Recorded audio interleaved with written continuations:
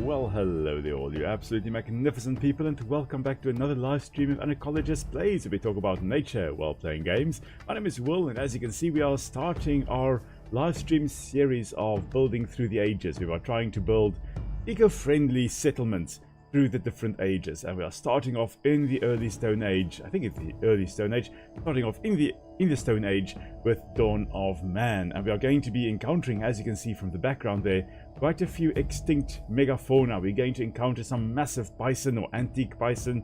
We are going to encounter mammoths, woolly rhinos, cave hyenas, cave lions, whole bunch of different creatures. Unfortunately, most of those are extinct now, or are present in a different form than what we see in the game. Yeah, I see Fireduck, you are here. Hello there, Fireduck. Welcome to the stream. Glad you made it.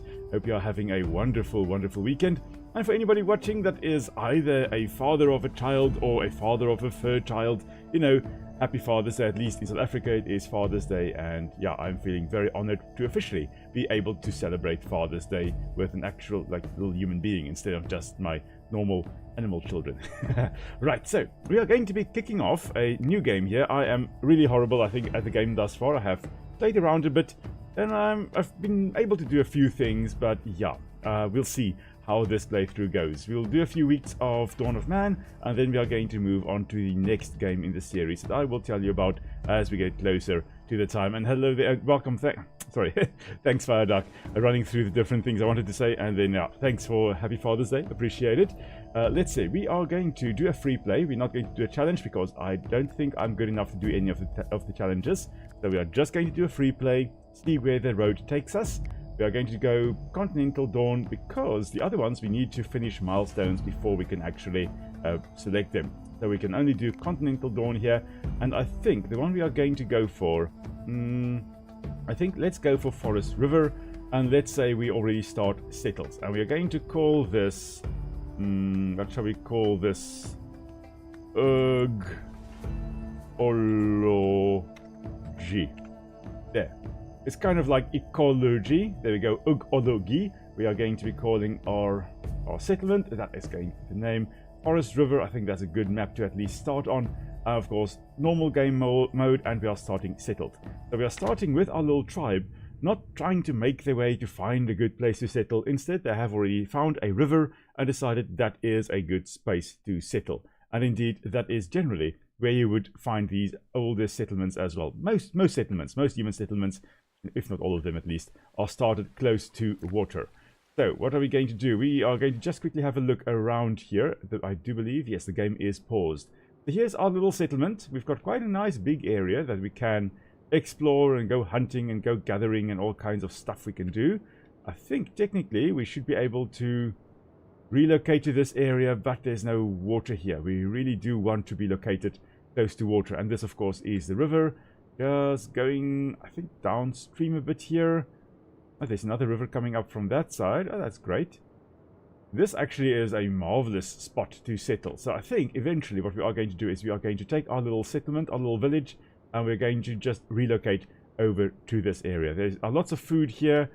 I think that's a megalith. Yeah, there's a megalith, basically massive stone. Lith referring to rock. Mega is just, you know, mega or massive. So a megalith, a massive rock over there. We can use that in monuments, I think. I've never gotten to the point where I have used them. But yes, there are lots of animals here as well. Little birdies flying around. I think these are just little pigeons or hawks. I think they're little turtle doves. Yeah, those little turtle doves flying over here. They are around nowadays. I'm not sure whether turtle doves were around in the Stone Age. There would have been pigeons and doves and stuff like that as well. There are also some eagles or hawks around here. What have we got here? Oh, this appears... well, this is actually a vulture. Yeah, we've got an ancient vulture over here. Very reminiscent of the European griffin.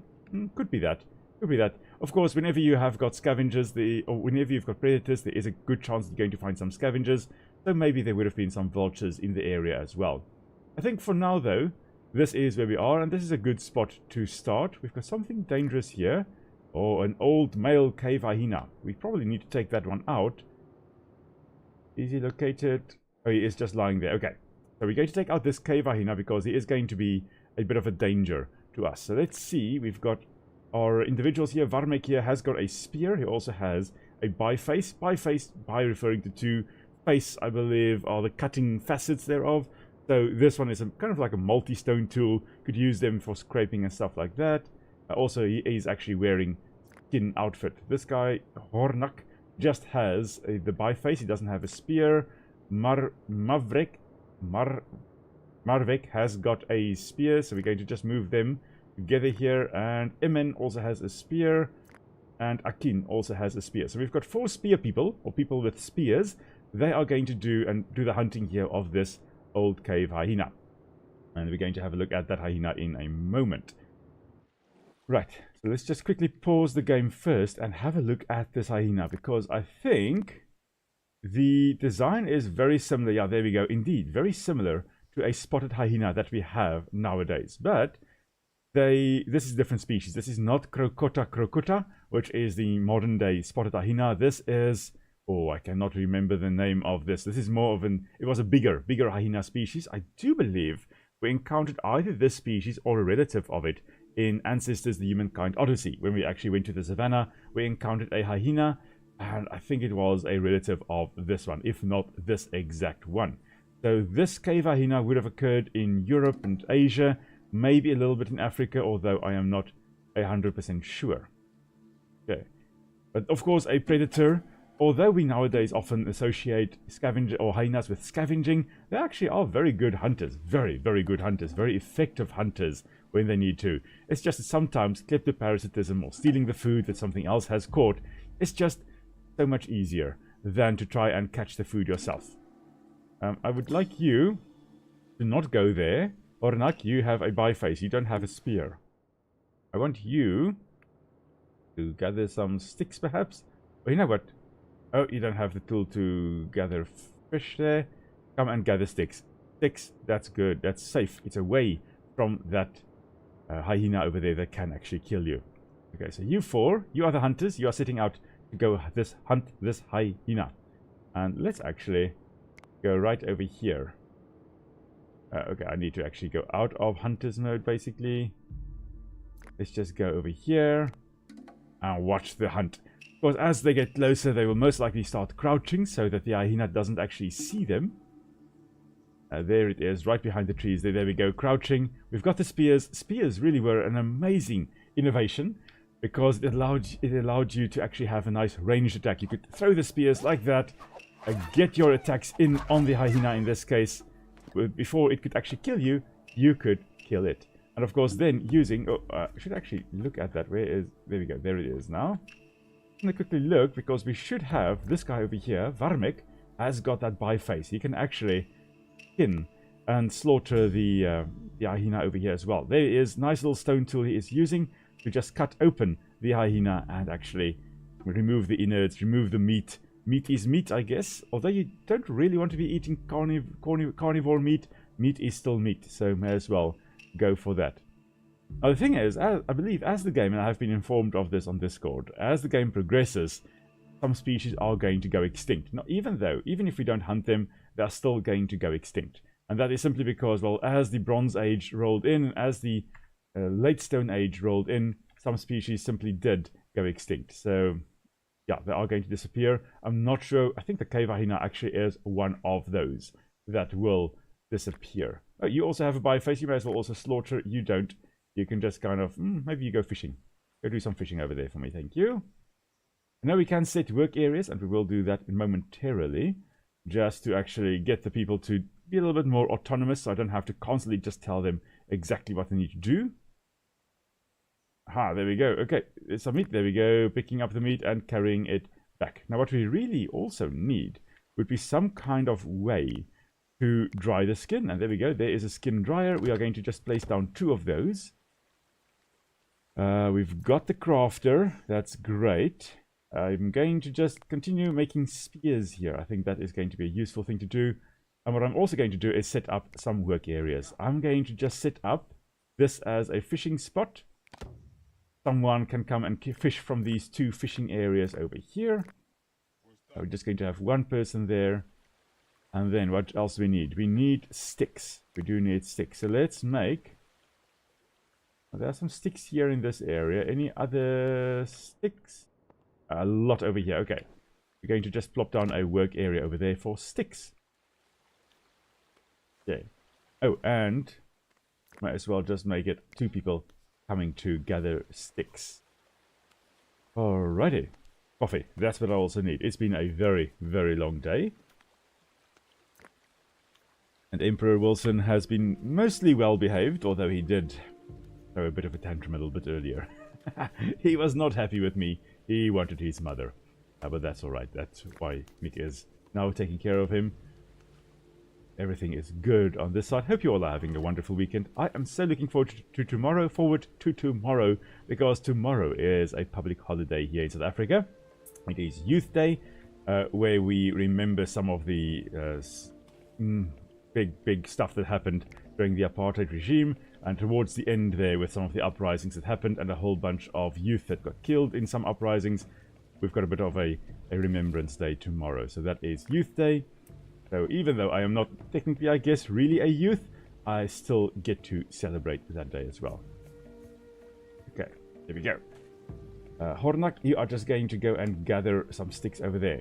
And let's see, what else do we need? We do need a bit more of a place to put things, to store things. Because as time now goes on, we are going to start approaching winter. We are currently in spring, but as winter rolls around, we're going to have everything stored away before winter really hits. We also will need a way to actually preserve our food, because we won't be able to gather any like fish and stuff like that, I think, during winter itself. Let's see, there are some birds flying here again. What are those? Oh, those are the doves again. You can kind of see them quite nicely here. Oh, that is absolutely beautiful. Alrighty. If you guys have any tips, of course, if you have played the game, if you've got any tips or if you have any questions, please pop it down in the comments below. I'm always happy to answer or to take tips as well, because as I've said, I'm not necessarily very good with this game. I've mucked around with it a little bit, but not really a lot. So probably going to have my entire village dying in it very, very soon. Just checking to see if there are any animals to hunt in the area. Surprisingly, not. We just have fish. That is all we have at the moment that we can actually gather. So we are going to just plop down over there that we can get 2 people fishing. So that we can have food stored away for winter. Okay, the children, even they are doing their work, doing their part for the survival of this tribe, even though what they basically can do is just gather sticks and stuff like that. Obviously can't send them off to go fight. But the rest, they can. As soon as we have got something dangerous moving through, they can at least do a bit of fighting there. Right, I'm going to just speed it up a little bit here. Ah, I see, Fireduck, you say you've never heard of this game. It's actually been on my radar for quite a while. And then recently I thought, you know what, stuff it, I am buying this. Because I have wanted to buy this for a long time. And here we are, finally being able to play it. I think I bought it the moment I decided that what I'm going to do next on the challenge is on the channel is to actually go through the ages, start in the Stone Age, build settlements through the ages. Right. Now the bottom left here, you should be able to see it on the screen. Oh, you could have seen it on the screen there. They did say that we have gathered 10 sticks and we got a knowledge point for that. And the knowledge, basically the technology tree over here. You get knowledge points for killing animals, gathering stuff, building stuff. All of those things will give you knowledge points, and you spend those knowledge points to, for example, develop food drying. So you can actually, that's the first one we are going to grab, is food drying, so that we can actually dry fish for later on, for winter. Then we are going to get some bone tools. We're going to get sling making, which will allow us to actually make a sling, which is going to be very useful. I think perhaps better than just using spears and throwing spears around. Oh, look at that, no storage slots left. Yes, so that is exactly why we do need to actually build this storage tent over here. The problem is we don't have... Oh, do we have any skins drying? We've got over here 2 busy drying, and this drying rack is... the skin dryer is still busy. We've got 2 skins, 4 skins still stored away. Okay, so we will have enough skins to actually dry. Okay, so that means we will be able to make the storage tent as well. Hello there, President. Welcome to the stream. Glad to see you here with us today and on this lovely day. And thank you so much. Yeah, Father's Day indeed it is. I can't believe it's my first Father's Day.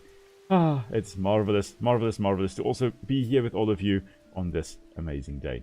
Now, we just did have a bit of rain, of course, when you're leaving out skins to dry. That is not going to do, it's not really going to happen when it is raining. You preferably would want this under a roof somewhere, but also in an area where there is a bit of airflow, because drying it requires, or proper drying thereof, of the skins here would require, you know, stretching it out, not bundling it up, because the moment you bundle the skin up, it traps moisture there. You want it spread out.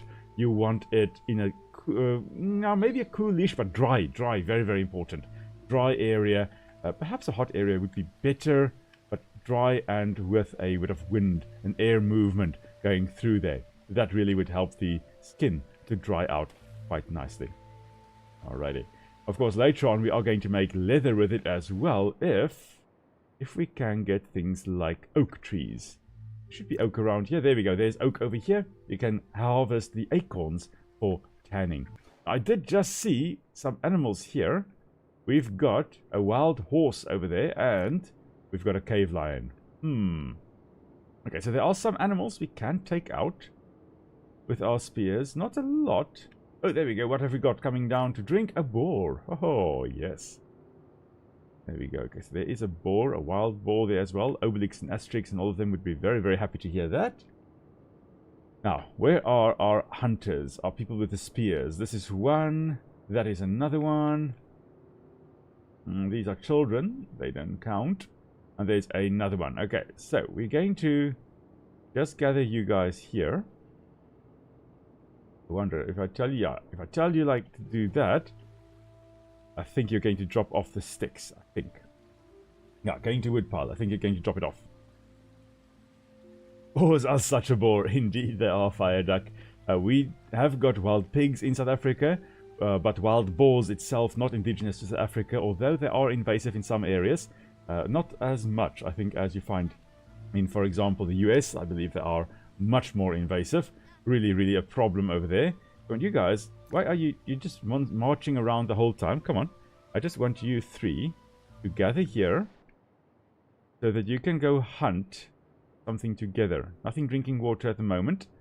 Now, another reason why it is nice to actually have a nice settlement next to a river is, of course, because animals are going to come and drink water. So you can kind of ambush them there, which is, you know, that's great. That's a great way to get food. Now, I think we are going to hunt this horse over here. Now, horses, yes, of course, later on they will become very, very useful. But for now, they are just a source of food. In the early Stone Age, they would just have been seen as food, not domesticated. So, yeah, we are going to just, for now at least, also see them as food. Where are you going? Okay, no, nowhere yet. Okay. You guys, you can probably start crouching soon. This is an old male. Oh, and it is under attack. Oh, and it's dead already. Wow. Okay.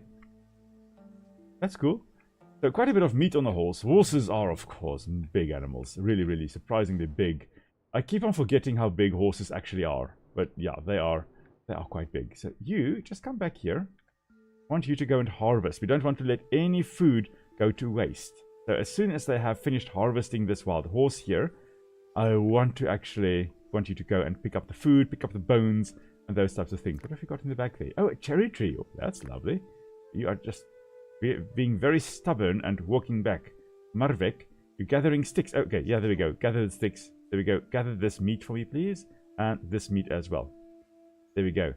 And now, I think, now, you can go home. You don't carry sticks. You don't have any space. You're an old man. You can only carry two things. Come on, come home. There we go. Alright. Let's see. Skin drying. How's that going? Oh, 2 almost done there. These ones are busy. And we just need 2 more skins, dried skins. And then we can actually build the storage tent, which would also help us. Fireduck saying, who knew introducing a non-native species for sport fishing or sport hunting could result in issues? Sarcasm. Yeah, no, indeed, eh? And also, see, President, you're saying we're to see a horse alone. So when we are looking at invasive species, oh, that is always such a problem. In South Africa, we've got so many invasive species, fish as well. I mean, all over the world, there are invasive fish, or fish are invasive and a big problem. Certain species more than others. In South Africa, we've got bass, we've got carp, we've got trout, we've got tilapia, which are actually indigenous to South Africa, but not to the southern part of South Africa where I am. And they are invasive in this area. So, yeah, a lot of invasive fish and really mucking up the system quite badly, resulting in the local extinction or complete extinction of a whole bunch of fish in certain river systems. And of course with hunting as well. I believe we also have some deer that are feral in many areas, or in some areas. We've got red deer, we've got... what else have we got? We've got red deer, I know. There are some areas with red deer. We've got fallow deer as well. Of course, we've got wild pigs, or boars running around. Feral pigs as well. Feral dogs, all kinds of problems. But yeah, President with the wild horse that was walking alone. Interesting to say, yeah.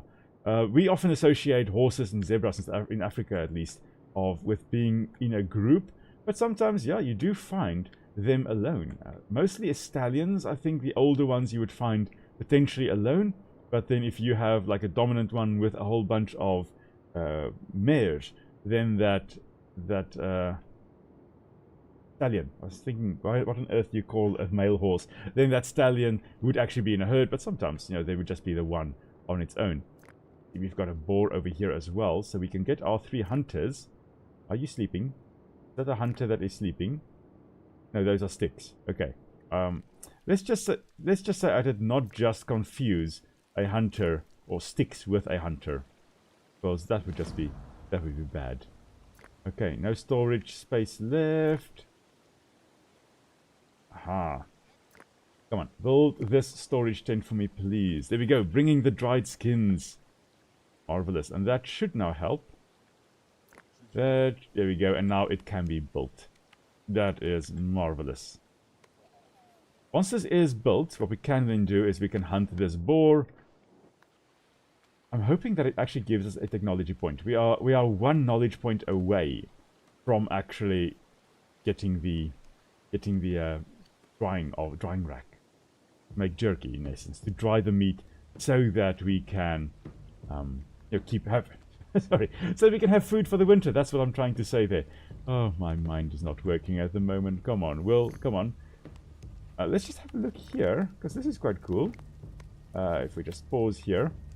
I love this frame that they have built here. So usually these types of frames would have been built with most likely young wood. So I believe we used sticks here, which would be more flexible in this case, not proper like logs.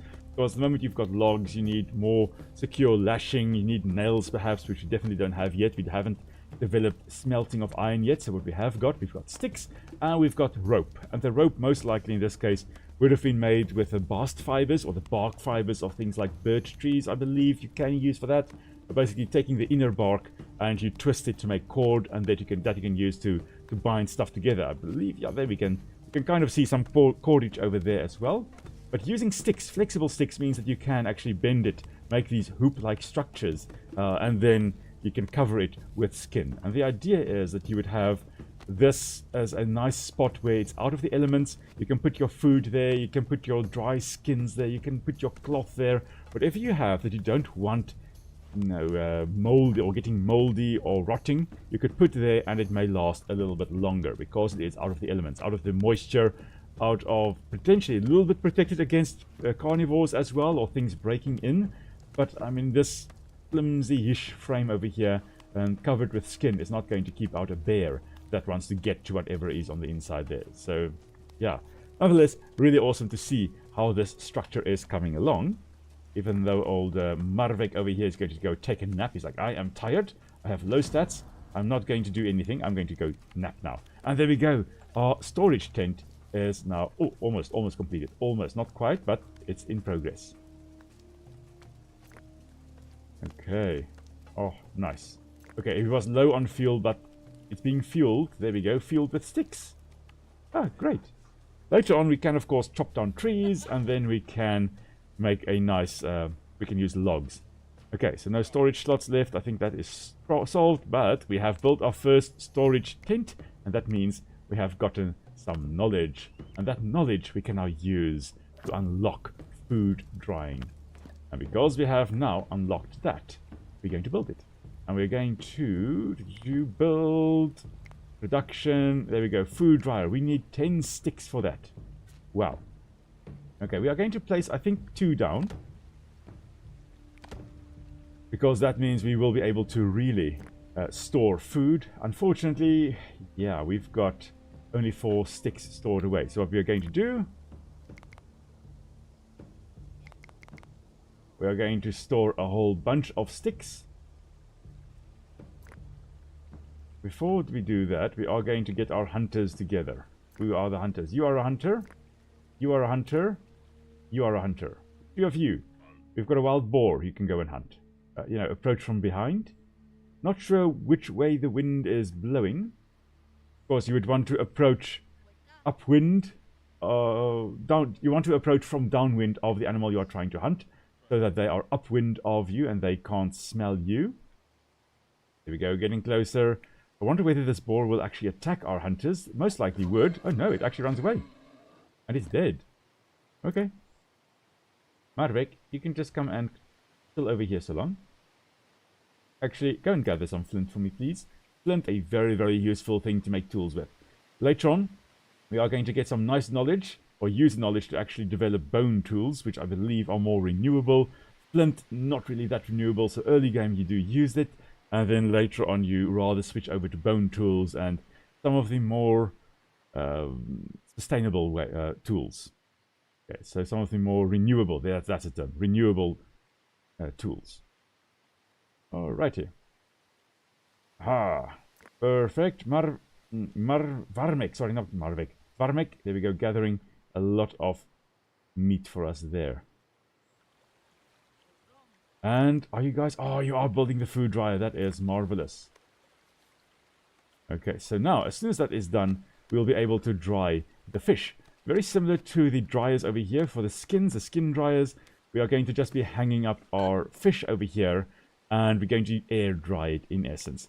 Not using any salt or stuff like that, most likely just hanging it up in the air. And the reason I say we're not using salt is, you know, where are we going to get salt? Salt is most often found by the rivers, or not by the rivers, by ocean, where you've got salt water accumulating in an area and then evaporating. Yes, you can find salt pans inland as well, but I don't think it would be in this area. I think this area is perhaps too wet for salt pans to actually properly form. So this settlement of ours will just have to do without salt. Of course, that meant that when the time came for trade to happen, or when trade started becoming more common, if you had salt from being close to the ocean, or you have got a settlement close to the ocean, you can get salt and you can trade that. It became a very valuable commodity.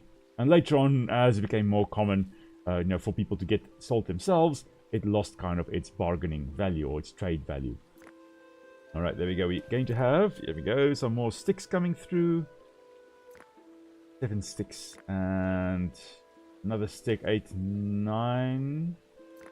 10 sticks. Okay, so that should then be enough to actually build this drying rack as well. And currently what we have, we've got 2 fish and 1 meat being dried. And more people are bringing more things to dry. This is marvelous. This means we should have enough meat to actually last us the winter.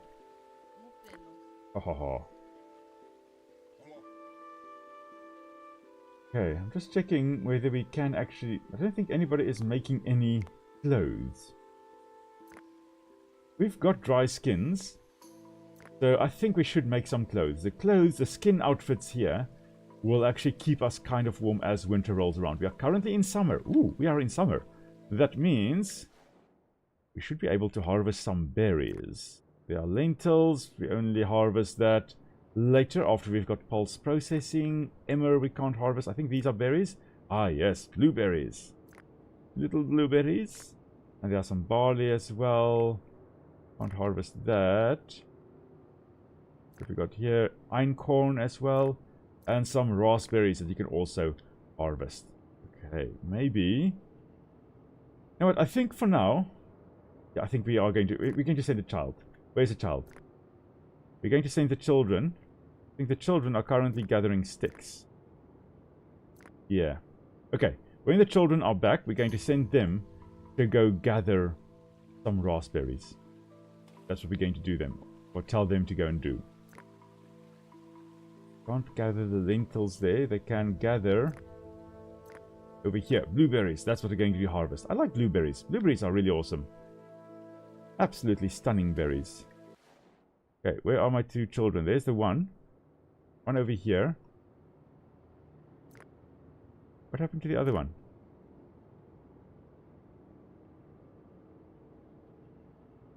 Like, I know we had another one. Where did that one go to? Okay, fine. Yerkal, you shall come and gather blueberries. That's what you shall do. I've lost a child. That does not bode well for me here on Father's Day. I have lost a child. We've barely started and I already lost a child. Alrighty. I'm not sure when we actually get more villagers. I know more villagers can pop up. And hopefully there are some that pop up soon. Because as our village grows, you know, we can get more people coming in as well. And that will be marvelous. So I think for now, we are going to do just to prepare. We are going to build another tent. Just so that if more people want to join us, they can join us. What are you going to do? Go and harvest some... I think you can harvest some raspberries over here. Ornak, you are just standing around. There we go. No, where's the raspberries? Raspberries were up here. Yeah, there we go. Go gather the raspberries. Oh, raspberries. Also lovely, this is in the Rubus genus, related to bramble, related to blackberries, and then of course raspberries over here as well. Ah, there we go, we made 10 dry skin, and we now have 1 extra knowledge, or we got a knowledge for that. Now we've got a few raspberry plants in our garden. They're not doing as well as the blackberry plants. The blackberry are just like growing like it's going out of fashion.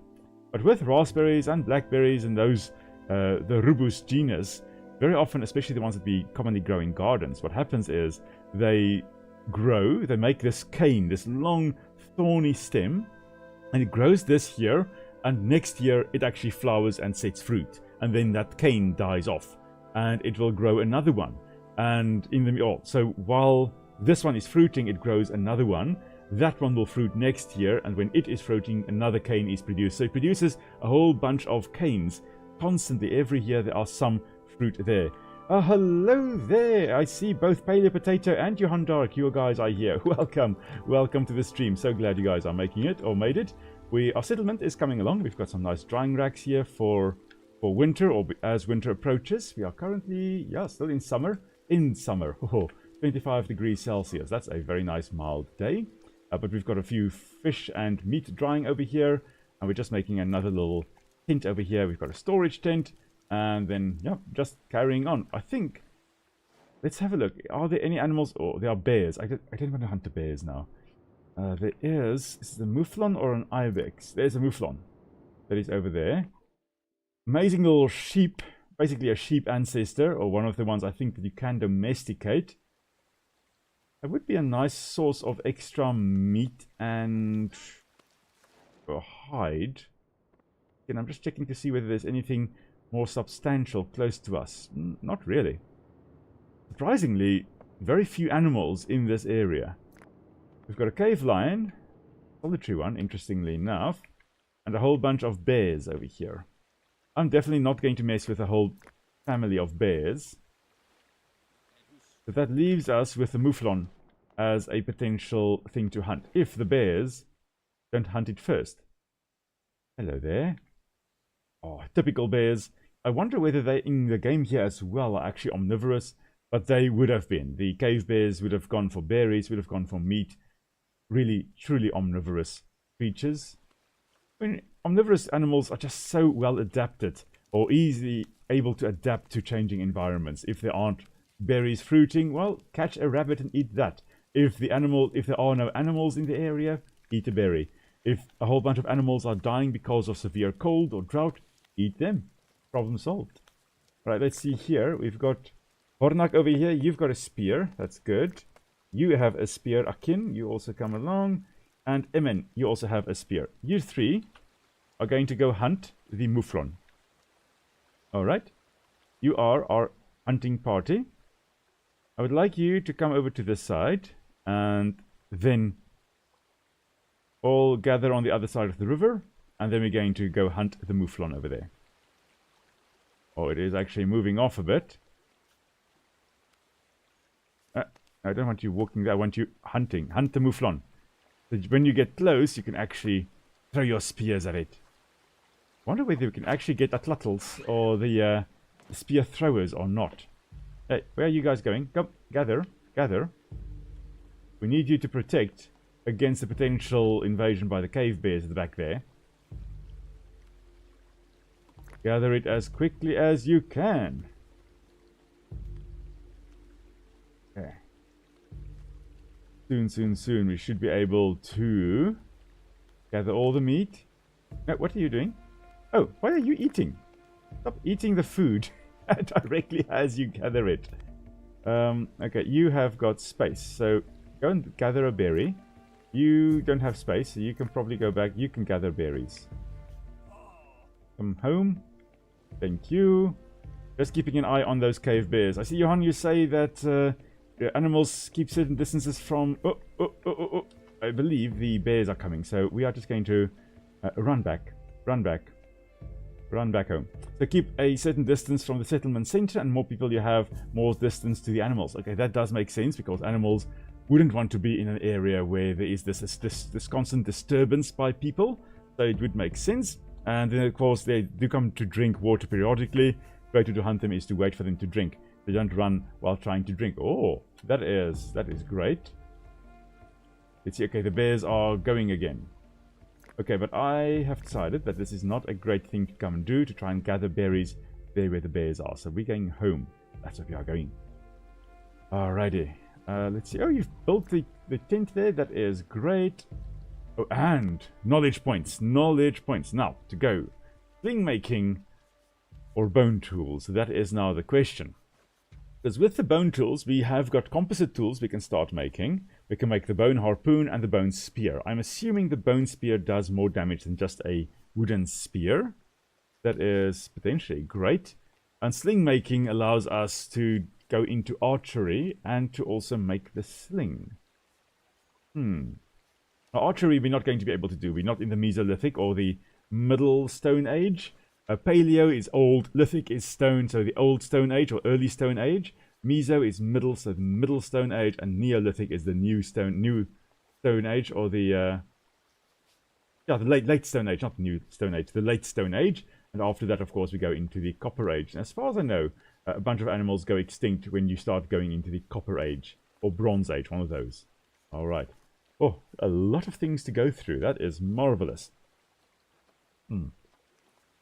All right, so let's see. Suggestions. Should I go for bone tools or should I go for sling making? I think those are the two I have mostly been considering. Of course, we can also go for tanning or funerary rites. I think funerary rites would be... It's on Maslow's hierarchy of needs. I think it is not really that important. That you would go for once you have satisfied your basic needs. And basic needs, food, place to live, shelter, safety. So for food and safety, these would be useful.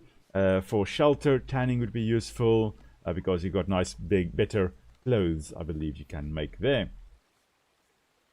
I see if I'd like to say that Cosmo, your aspiring typer, is lying on the keyboard again. Give my best to Cosmo. It's always fun when Cosmo is around as well. Let's see then.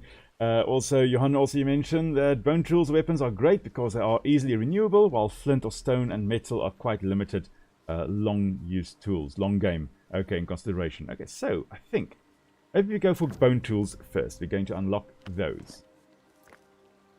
And then let's see here. Let's see what we can make. So, the harpoon here. Okay, we are still paused. That's great. So the wooden harpoon here, you can see there it's kind of a pronged spear, so that when you throw it at fish, you've got a chance of impaling it quite nicely on those 4 or 5 prongs, rather than just a single spearhead going into the fish, and potentially when you try to pull it back, the fish kind of flops out. So the multi-prongs there sticking into the fish, and also a greater chance it's actually going to hit the fish when you throw it at the fish there. And of course the harpoon here also, not as many prongs, or no prongs really, just a single spear, but it is serrated, and the idea is that as you throw it in and it goes through the fish, it can't be pulled out very easily. Okay, so the fish can't escape as easily. That's the idea. Okay, so we are going to probably make that. You can see with fishing here, it's a 1-star, and this is a 2-star use. That's nice. Bone spear here, Hunting and fighting is 2 stars, whereas the wooden spear is 1 star each. Okay, so what we are going to do is we are going to start making some nice bone spears here. And I think that is what we are going to be doing. Okay, I'm going to make this a high priority. Because clearly, nobody wants to work here to craft. Okay, well, there is one person now finally crafting. Okay, never mind. I take back what I said, Marvek, with you actually doing stuff. I'm very proud of you for actually sitting down and working. Okay, especially since almost every item, tool, food, clothes decay over time, even when not used. Okay, so good to know that you'd rather than make something that is easily renewable. Okay, let's see. How many bones do we have? We've got 7 outfits. That's actually quite good. Let's stop making outfits continuously. Okay, we would rather make some nice bone spears because that's going to allow us to hunt more effectively. What have we got here? We've got 3 bones away here, 3 flint, 3 sticks, another bone over here, another bone over here. So 5 bones in total thus far. Oh, we definitely need to hunt more animals. We need to go on a hunting expedition, I feel. Now, where can we get something that is solitary and dangerous? Because we've got 3 bears over there, and there's no way I'm attacking 3 bears with 3 people. I have my tribe's best interest at heart. Wow, there is solitary cave bear. Oh, wow, there are lots of caribou or reindeer here. Oh, that is lovely. I think the caribou or the reindeer are one of those animals that disappear as you go into the Bronze Age, I think it is. But not if you are playing a different scenario or map, because there they actually persist. Basically indicating regional extinctions, as they weren't extinct in certain areas but persisted in others. We also have, again, a wild horse over here. What have we got here? Mouflon. Yeah, that's another mouflon. Whole bunch of smaller herbivores. No megafauna. I was expecting mammoths and woolly rhinos and all kinds of things. But not yet. What have we got here? These are the wild horses again. Okay. Ah, there we go. There's a woolly rhino. Perfect. Perfect. Now, I almost think this is Elasmotherium, if I'm not mistaken. I thought it was going to be Culodonta, but I think it is Elasmotherium, this woolly rhino over here. Got another one over here. Is this a female? Yeah, that's a young female. This is an adult female. Oh, so nice. Look at this. You can actually see with a young female a very short horn on the nose there. And that is because, well, as these animals age, the horns grow longer. So the young one doesn't have a fully formed horn yet, but the adult one here, the adult female, does have a nice big, or 2 actually, horns on in this case, on the front here. I almost think recently they found that they didn't have 2, or they found that they had smaller horns than we always thought they had. I know there was something about the, maybe have been Culodonta rather than Elasmotherium. I'll have to double check that regarding that. Okay. The Yohane also say that rhinos and mammoths are quite rare in groups of 1 to 3 usually, and only a few groups on the entire map at the same time, sadly. And they, as far as I know, also disappear as time goes on. Ooh, we are heading into autumn, and look, the blueberries are dropping their leaves. This is marvelous. The map is actually changing as time goes on. A lot of the deciduous trees are dropping their leaves, whereas the conifers here, the coniferous spruce trees here, for example, they are evergreen. They keep their needles. Oh, that is absolutely magnificent. Now, we need to find our settlement again. Where are we? I have lost me settlement. I think they are over here. Yeah, here we go. Here they are. I knew if you follow the river, eventually we would get to them. Okay. I think what we are going to do, though, is we are going to make some nice, maybe another bone spear. And then when we can use 4 hunters to go take out some cave bears, perhaps. I think that'll be a good thing to do. How are our stick situation looking? We've got 8 sticks stored away there. That is quite good. That is indeed quite good. And in terms of food, supposed to have 2 fishermen here. I'm not sure where the fishermen are. Oh, this is one. Marvik, that's making clothes. He should actually be fishing. And I'm not sure. I don't think we've got any other pronged spear wielding settlers. Oh, that's a normal wooden spear. And you are a child? No, that's an adult woman also with a normal spear. Okay. Cool beans. Oh, it should be a far... not home. Oh, I can actually tilt the camera. That's nice. Page up and page down. I was wondering whether I can or can't tilt, because with mouse wheel I can't. Alright, I don't know. I'll have to look. It's okay, I can't see there. Okay, we can't see the settings there. I'll have to look what is the fast term. Hello there, Janice. Welcome to the stream again. Glad you are here with us today, as we are running around in the early Stone Age at the moment, gathering a whole bunch of food for our little tribe to survive.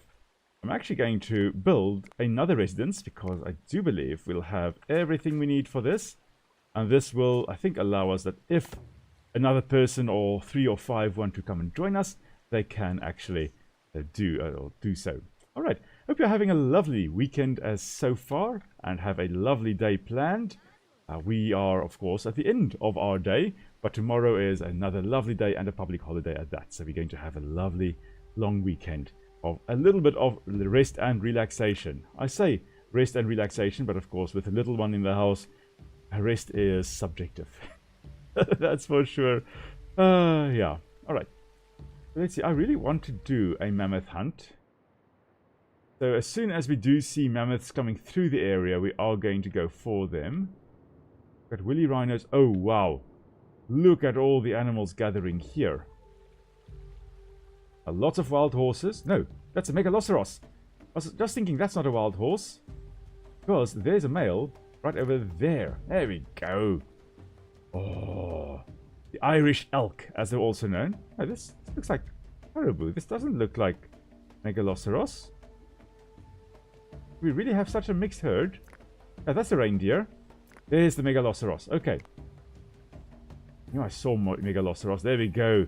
You can see much more moose-like antlers there on the top there, whereas the reindeer, very different. So the Irish elk, the antlers were much more flattened, whereas if we look at the reindeer's antlers, there's the reindeer, there's the male reindeer. You can see the antlers there, much more upright, rather than actually to the sides and flattened. We have a lot of animals here. Is that an ibex as well? Yeah, there's an ibex, old female ibex.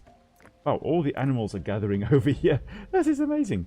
Okay, so when we have got our tools, we are going to go hunting to that side. That is apparently where our tribe is going to do most of their hunting. Is there anybody working? Nobody working here. Yo, why is nobody working? Oh, you're building huts. That's what you're doing. Okay, building a nice little tent. And otherwise, what? Storing sticks, I guess? Where are you taking those sticks? I guess over here. Probably to come and store here. Not sure. Those sticks just kind of disappeared. It's still on there. Go put it back. Go put back the sticks.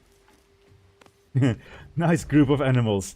I love how detailed they made each species in this game and the seasonal changes to the environment in general. It really is amazing. I really did not expect that coming into the game here. And I mean, we're in autumn now. I can't wait to actually see what winter looks like, because I suspect this area is going to be frozen when winter rolls around.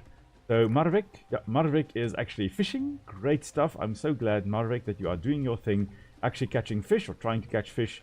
Of course, using that pronged spear there to throw it at the fish and then hoping to actually spear the fish. The problem with standing outside the water and fishing like this with a spear is that, well, you've got to adjust for the angle of refraction, because the way you look, it looks like the fish is over here, but the fish is actually over there. It is in a different position from where you think it is due to the refraction of light as you go from water to air. Really, it's, yeah, amazing to think that kingfishers and birds that actually catch fish They automatically know to make those adjustments. Whereas we as humans, also trial and error, I guess we do figure out, yes, that is where you should be aiming to catch a fish there. But it's not easy. It is not easy. There we go. How many fish have you got? One fish. Wow. Those are actually 3 fish there, Marvik. I'm not sure why you are saying you're carrying 1 fish. You are carrying 3 fishes there. You don't have any clothes, do you? Maybe you should get some clothes, Marvik. Oh, there we go. Marvik is wearing clothes. Great stuff. So he went into the hut and he actually got some clothes. But, come on, Marvik, drop the fish off. Oh, this is full, isn't it? No, it's not. I guess Marvik is just going to carry the fish around until Kingdom Come. Alright, let's see now. We've got the tent built. We don't have any knowledge points. Let's see, what else can we build? We can... I'm not going to build any more residences. We can build a wood pile, a rock pile. We've already got those. Production-wise, a hearth, crafter. Let's build another skin dryer. Because we can. And perhaps another food dryer. Just so that we have got more places to dry our food. 1 unit of fish. Yes, indeed. A unit of fish consisting of 3 big fish. Almost look like salmon or trout that Marvik caught in the river over here. Now, with Marvik being old, and here with knowledge, there being funerary rites, I'm assuming that people die of old age. I'm assuming that they will. Okay, so I see, Johan, also you mentioned that nice touch is that people actually change cloth types depending on the season. Oh, as we are heading into winter now, they are, I assume, wearing warmer clothes. That is great. We need to start hunting. Now, oh, we've got some. We should have some. No, where are the bone spears? Because I did tell them to make 3 bone spears. Is it over here? Yes. Okay. So, how do I now make you equip a bone spear? That is the question.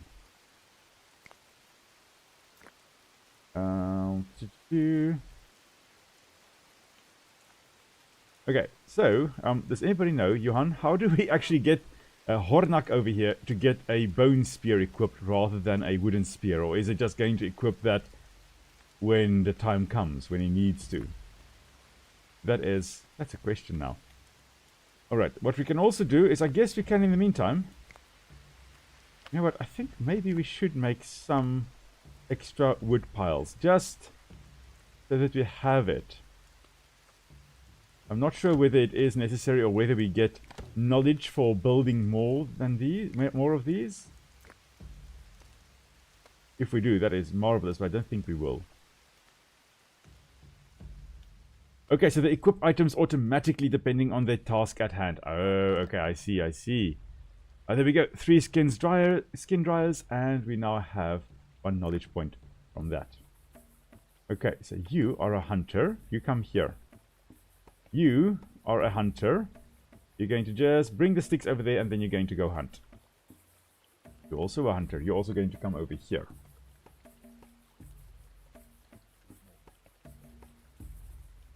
Okay, and they usually try to switch for the best available tool or weapon. And no worries, Jan. Of course, there will be a little bit of a delay in terms of you being on the other side of the world from me. And there is, of course, a delay. I think overall with YouTube streaming, there is a bit of a delay.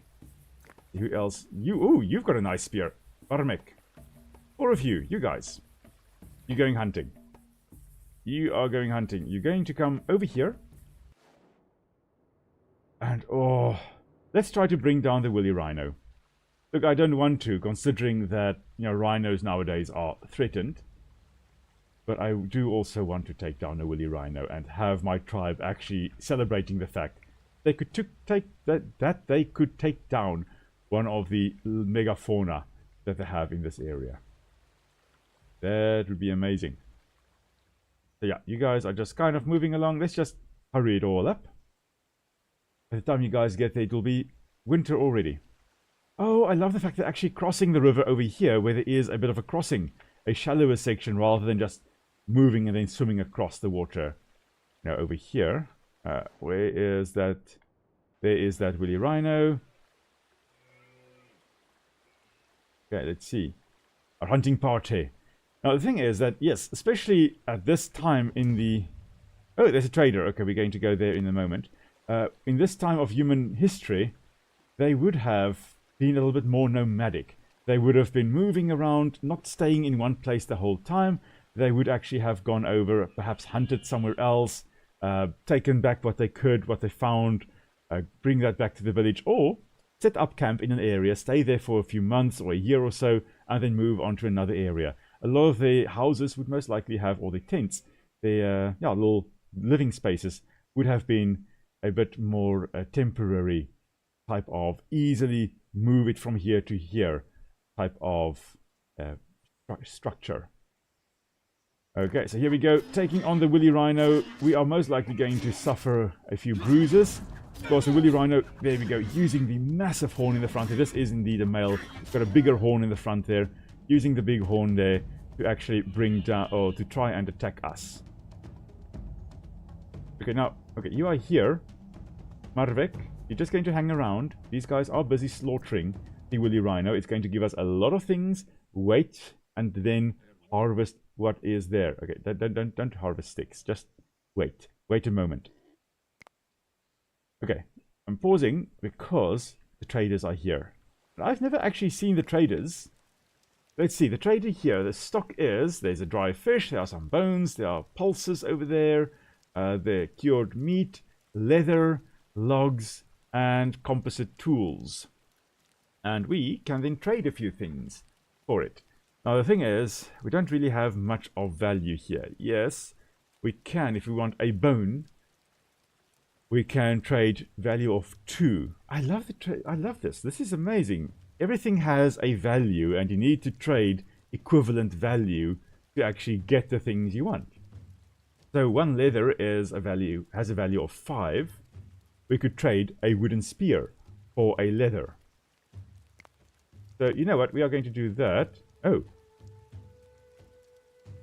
Why is the trade value 14? Huh. Okay.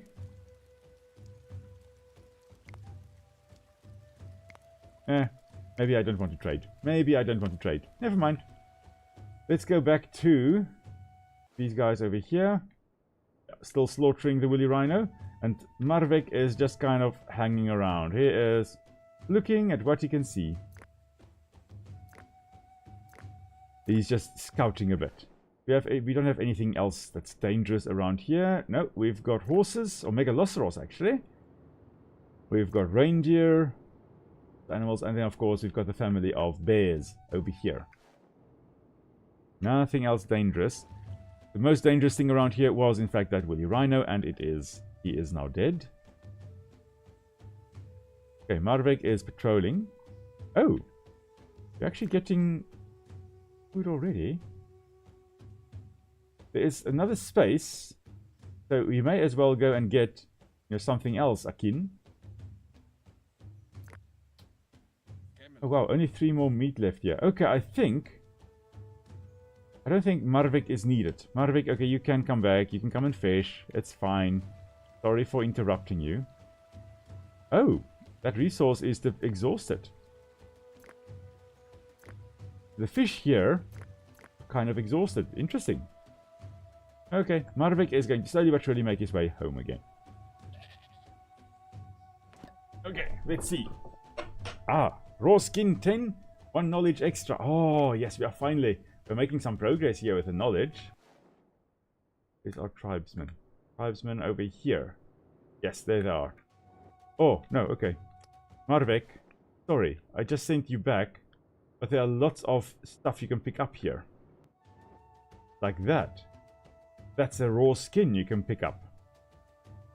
So I think of all the things here, I think the raw skin are most useful. So let's pick those up. Also, you should be able to adjust priority to buildings and tasks like drying racks and food dryers. I think I've set some of them as more crucial. And don't worry about Rhino, he will respawn in spring if you hunt him. Maybe even with a new family. Oh, that's nice. Oh, it's nice that there will be a new one coming in. Okay, and pick up that raw skin. And I think that was further apart from that. Oh, we've got some bones over here that can also be picked up. And a whole bunch of meat. So maybe we send the other villagers to come and collect those again. But yeah, indeed, Paleo Potato, like IKEA, but not. Build and rebuild. In South Africa, we had a whole bunch of nomadic tribes. We had, for example, the San, or the Bushmen. We had the Khoi as well. In many of those areas, they were very nomadic, especially the herders, or both the herders and the hunter-gatherers. They were very nomadic. They would be in an area for a period of time. The goats or the sheep, actually fat-tailed sheep, would graze or browse in an area until that area was kind of depleted or the water ran out, and they then moved on to another area that actually had water. And the hunters, they would just go wherever the prey animals actually were. So it's South Africa, we had a lot of nomadic tribes. And with that, then also, let me just, I think, make a bone harpoon. I think that's going to be useful. And then with that, we also had especially the Khoi, they built these, and the San, they also made these little shelters with a small little shrub that grows very commonly in the drier regions of South Africa, where they also moved through. They would make a little thin structure or small structure with sticks that they could find, and then they would pack that tightly with this ash bush, as it is called. And then that would be a nice shelter, a protection against the cold, protection against the wind, the rain, and the sun, of course, as well. And it's easy to set up, very quick to set up. And then when you left the area, you didn't even have to carry any of that around. Not like these people that would need to pick up the skins and the sticks. Maybe not the sticks, but the skins, very valuable. You would pick that up and carry as much of it as you could to where you are moving again. But with the San and with the Khoi, they could just set up a new camp. They left everything behind. It would just decompose. You're not going to carry a bunch of branches and sticks and stuff around when you are moving 100 kilometers away from where you currently are.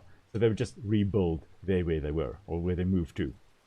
Okay, let's see. Nice reminder about the nomadic lifestyle. The game actually sort of represented in the materials and visuals of the Lithic ages until you get to the Copper Age, when you can switch to farming. Indeed. So really amazing that in a relatively short span of time, humans went from mostly hunter-gatherers to settled and farming. And I mean, we must not underestimate the impact that agriculture, or formal agriculture, actually had on humankind. Because the moment you could settle down and produce food more reliably, that was a game changer, an absolute game changer. Okay, great trading commodity on my side is to have lots of clothing. Oh, okay, each have a value of 10. Indeed, I think I did see that they've got a value of 10. But I didn't really want to sell the only 2 clothes that I still had left. You know what, maybe we should switch on making of clothing as we have skins available. Okay, how are our skins? Oh, we only have 1 dry skin there. Nothing there, and nothing there either. Oh. Okay, there are some dry skins, almost dry skins. Oh, actually, there are dry skins there and there. Oh wait, let's see what happens still. Let's see also, each river or lake tile can hold up to 3 fish, and 3 mud refreshes over time slowly. I think this one is slowly but surely refreshing. This one, I think, Varmek should be able to come and hunt here. Now, wherever Varmek is. I think Varmek, are you here? No, that's Akin. I don't know. Varmek is on one of his random missions, I guess, again. He didn't die. I don't think he died on the way here. I think he is just generally in a tent somewhere, perhaps. Okay, let's have a look here. As you found out, the villagers try to collect all the resources on the map, including bones on the other side of the map from long-range hunting, like manual mammoth hunt. So try to collect everything. Yeah, we should actually try to collect everything there. Our villagers didn't. So what we can do... So this is a boy. We're not going to send one of the children over there. Hornak, you are going to go and collect some bones, I think. As soon as you can. You're going to collect. And then Paleo Potato also mentions the moment you can reliably control food, it means that you can support a larger population, which means you can dedicate people to more specialized jobs not related to food. Indeed, the moment agriculture came in, you know, art and crafts and stuff, pottery, not for the storage of water or food, but actually just for looking nice. that became more prominent. It's really amazing that if you don't have to worry too much about survival, because food is more guaranteed, you can do a whole bunch of other leisurely activities. And that is just, that's marvelous. Oh, okay, I was going to come over here to collect the bones and meat. I think they have despawned. I think it was. Oh no, I think it's over here. Yeah, it's over here, but yeah, we've got the whole bear family between us and them. So never mind. We are not going to come and collect those bones now. We are going to later on do that, I guess. Not going to do that now. No, no, no, no, no, no. By the way, have you discovered running for villages? No, I have not. How do they run? How on earth? Double click? Double click! Double click causes them to run. That's a game changer. And winter! Winter rolls around. Oh my word, like I'm really in awe of this game. You are getting my honest reaction because I have not played. Like, I think I've got like 30 minutes in the game just to see more or less what I should do. I've played the tutorial and that was it. Oh, this is marvelous. Look, all the deciduous trees have dropped their leaves. We can't harvest now. We can collect the acorns in springtime. That is going to be in a bit. Now, hopefully we've got enough sticks and stuff stored here. I think so. Let's set this. One more person. Gather sticks, please. Thank you very much. They also can set relative number to craft of each item type in one of the menus. Clothing is good to have on 125% running 125% relative to your population. Set that in one of the menus. That'll be manage, I assume. Not that. We are going to set that on limits, I guess. Okay, clothing. Ah, marvelous. 125%. Okay, so that we always have more clothing than was needed, or than is needed. That's great stuff. Oh, the river doesn't actually freeze over. I thought it was going to freeze over. So it does look like over here, Hornak can actually come and still fish. That is great. Especially if they are tired or hungry. Yes, indeed. Ah, I see Martal is here. Hello there. Welcome, welcome, welcome to the stream. Glad you are with us. So you say that played this one a few months ago. Got a tribe to copper weapons. Might start a new playthrough once I get home. Also, happy Father's Day to all. And a happy Father's Day to you as well. And yeah, this is really such an amazing game. Oh my word. I'm having an absolute blast. I am looking forward to the next few weeks of playing this. So this week, obviously today we are playing this. Next week, next Sunday we are playing it again. The Sunday thereafter again, I think the Sunday thereafter. So we're going to see how far we can get in these 4 sessions. Maybe between now and next week I do a few things off screen just to stabilize the tribe a little bit more and get ready to expand a bit more or do some other things. But I'm not going to do any hectic stuff off screen. Unless a whole herd of mammoths comes walking through here, you know, off screen, then I'm going to do that. Oh, there's a storm. Oh. Okay, I hope you guys are nice and warm. Oh, shame the workload is high. Ah, okay. Yeah, we definitely need more tribes people. So when do the people start arriving at our tribe? Oh, that's a nice thunderstrike there. See, running is a game changer, especially if they're tired or hungry. They don't run on their own, even if it means starving. Oh my word. That's like me, I don't run. If you ever see me running, please kill whatever is chasing me. And since they will wander off to gather resources left from hunting, you need to keep an eye on them. Oh, is that where Marvik went to? Did Marvik go and die? Yeah, there they are. There they are. Thanks for the reminder, Johan, that they actually will go and do their thing. Look at these 3. They're just like, yeah, we're going to go gather everything on the other side of the map over here. I actually live dangerously. Okay. You know what, that is fine though, because I found them. I found them before they died. Oh man, okay, we do still have our 7 people. We had 7 to start with, so Marvik hasn't died. Marvik is just kind of missing. Not sure where he is. But between these 3, we should be able to gather the 1, 2, 3, 4, 5, 6, 7 stuff there.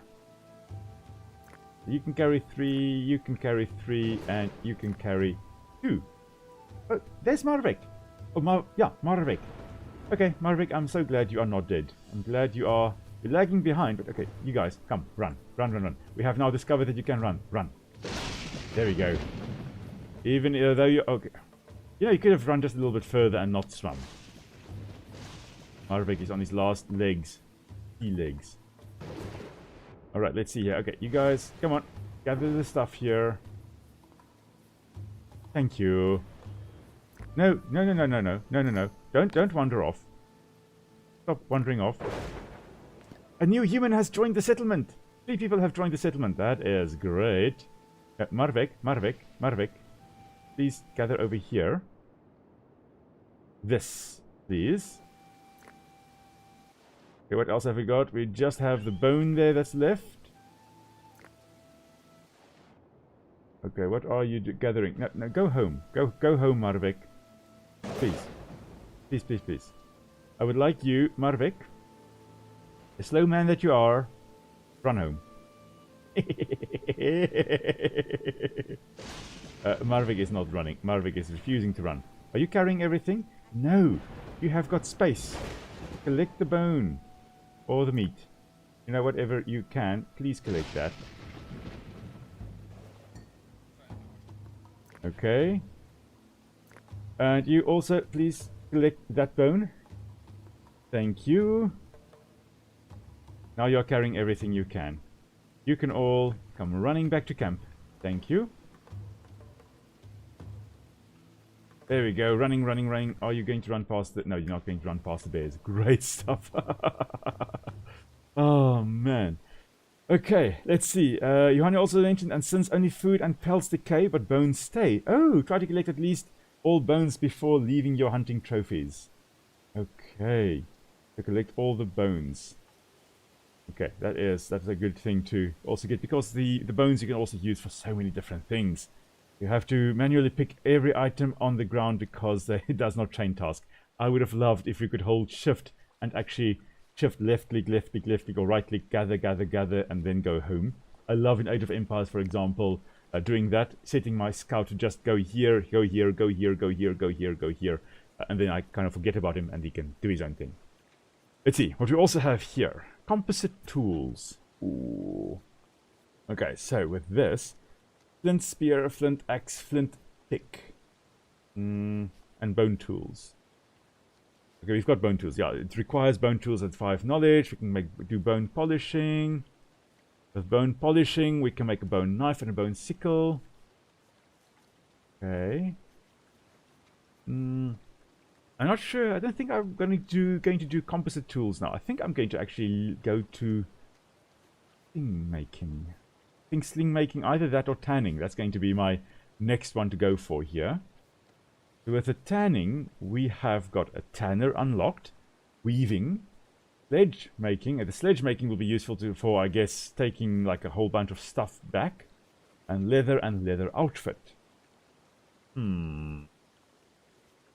Sledge making, transport posts, tilting, sledge, donkey domestication. Okay, and then the wheel, and then horse domestication, and then plowing. Oh, a whole bunch of stuff we can domesticate. Of course, dog domestication as well. Oh, okay. Right. Once we get to the Mesolithic area, or era, not area, era, we can do pottery. And again, interesting, as mentioned earlier, the moment you can get agriculture, you know, grain processing in this case, yeah, you can actually use some time to do pottery and all kinds of other stuff. Oh, you can do well digging. Okay. Yeah. Okay, I see bones do decay, but it takes a full year. Yeah, it's a long time for bones to decay.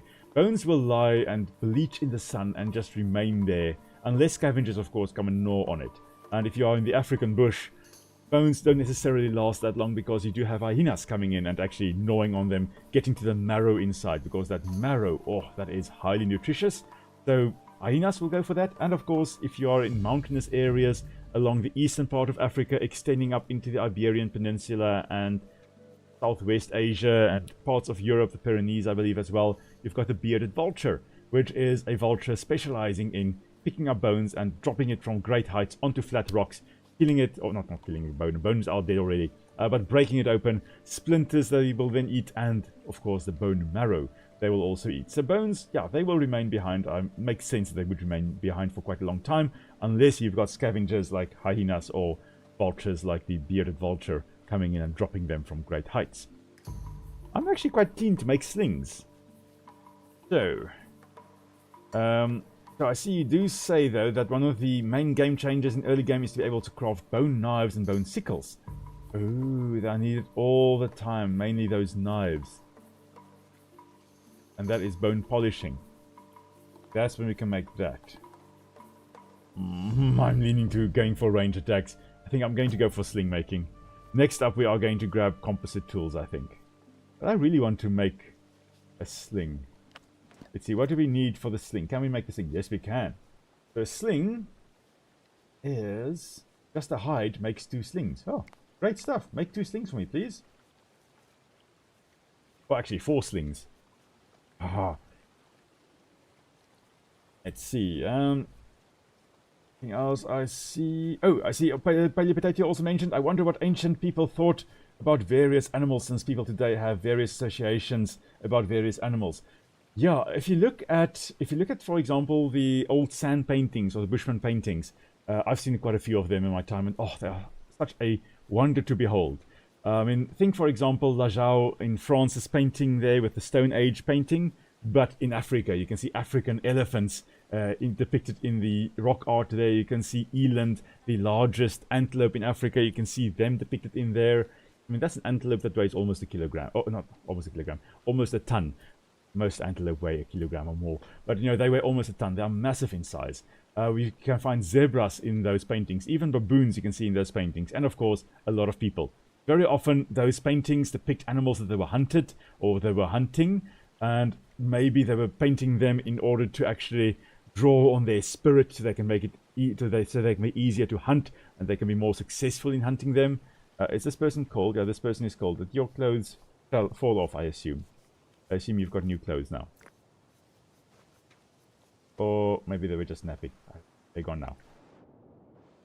Anyway, so yeah, I think most of the time it was maybe some kind of reverence also with some of the creatures, especially if they were sacred to some extent to the humans. They would have really gone to great lengths to draw them in great splendor up on the walls. And I mean, that's what happened with a lot of these animals. They did draw them amazingly. So maybe there was some reverence there. Maybe it was just a case of, okay, today we hunted so many antelope and we're going to draw it on the wall here. But yeah, rock paintings. Rock paintings are just amazing to see. I see you also mentioned you've got a thunderstorm there, Johan. That's brilliant. I love thunderstorms. But if you do disconnect or suddenly disappear, then the power went down. Oh, we haven't had a proper thunderstorm in a long time. I do love a good thunderstorm. I grew up in an area that usually had thunderstorms in summer, though not as hectic thunderstorms as a lot of the other parts of South Africa actually gets. The summer rainfall areas get. Oh, is it Pride of Lions? That's a Pride of Cave Lions. And a cave bear that is dead. A dead cave bear. A whole Pride of Cave Lions. Oh, we're going to have to look at them in a moment. Okay. But yeah, we don't get many thunderstorms here where we are now, but sometimes, when we do get it, is just absolutely amazing. And then, will there be, see, Fireduck, you ask, will there be fewer fossils in Africa because of the hyenas? The thing is that throughout history, there have always been some kind of scavengers. And overall, you know, even in dinosaur times, there were scavengers that would have dragged the bones around. And you can see indications of that. You can see, like, obviously partial skeletons. You can see, like, this piece has been gnawed into. You can see bones with bite marks in it that were made by animals that didn't actually kill the animal there. And you can see, like, pieces of skeleton missing. Those are obviously dragged off before the fossil could be, or the dead animal could be covered with sediments to then fossilize. So overall, I think all across the world, scavengers like hyenas or other scavengers would have had an impact. And I don't think in Africa the hyenas had an extraordinary impact on how many fossils are or are not in an area. So I don't think it was exceptionally high loss of fossils due to things like hyenas. So yeah, because flint is limited, non-renewable except via trade, you want to switch to bone knives and keep flint for axes or pickaxes. Okay, definitely going to do that. Yes, I see, Johan, you also say you love the thunderstorms, but not when you want to be on the PC. Luckily, we have got solar here at our house, so when the power does go out, usually our solar still carries on with that. So the rest of the town is down, but some of us do still have some power, which is always lovely. All right, let's see. It's a mildish day. It's -2 degrees. I see. Oh, the workload is high, but not very high. We can get them to do more things. You know what we really need? We need another crafter. I think that's what we need. So what I'm going to do is I'm just going to... I'll do that. I'm going to rotate it like this. Just set it up so that there we go. We've got another crafter. 2 dry skins and 4 sticks. We should have all of that. Yeah, we've got 14 sticks. And we've got 4 dry skins already. That is marvelous. Okay, let's see here. Just going to double check that I haven't missed any messages here. I don't think so. I don't think so. I think I am on top of the messages. For now, at least. Let's see. What is next? What is next? Let's have a look. We've got 10 people. That is marvelous. And we've got space for 2 more people. If we wanted to expand...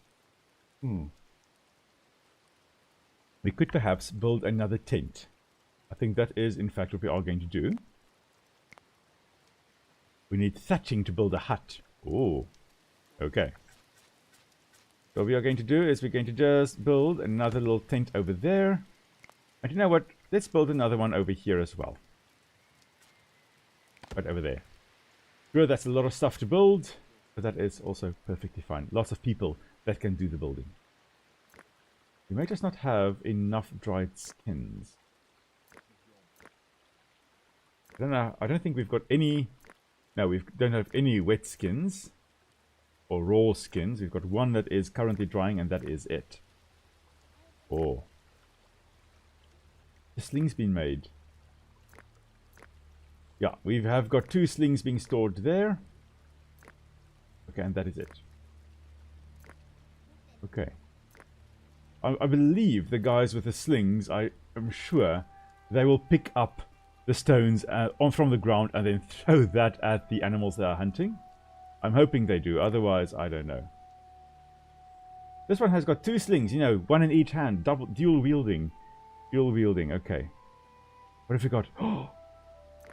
There, we've got ancient bison. Oh, lovely. Oh, absolutely lovely. Okay, so, these ancient bison. We've got an adult female there, another adult female here, and young ones. 4 young ones. Do we have any adult males? I don't think so. I don't think we've got any bison bulls here. No. No, we don't.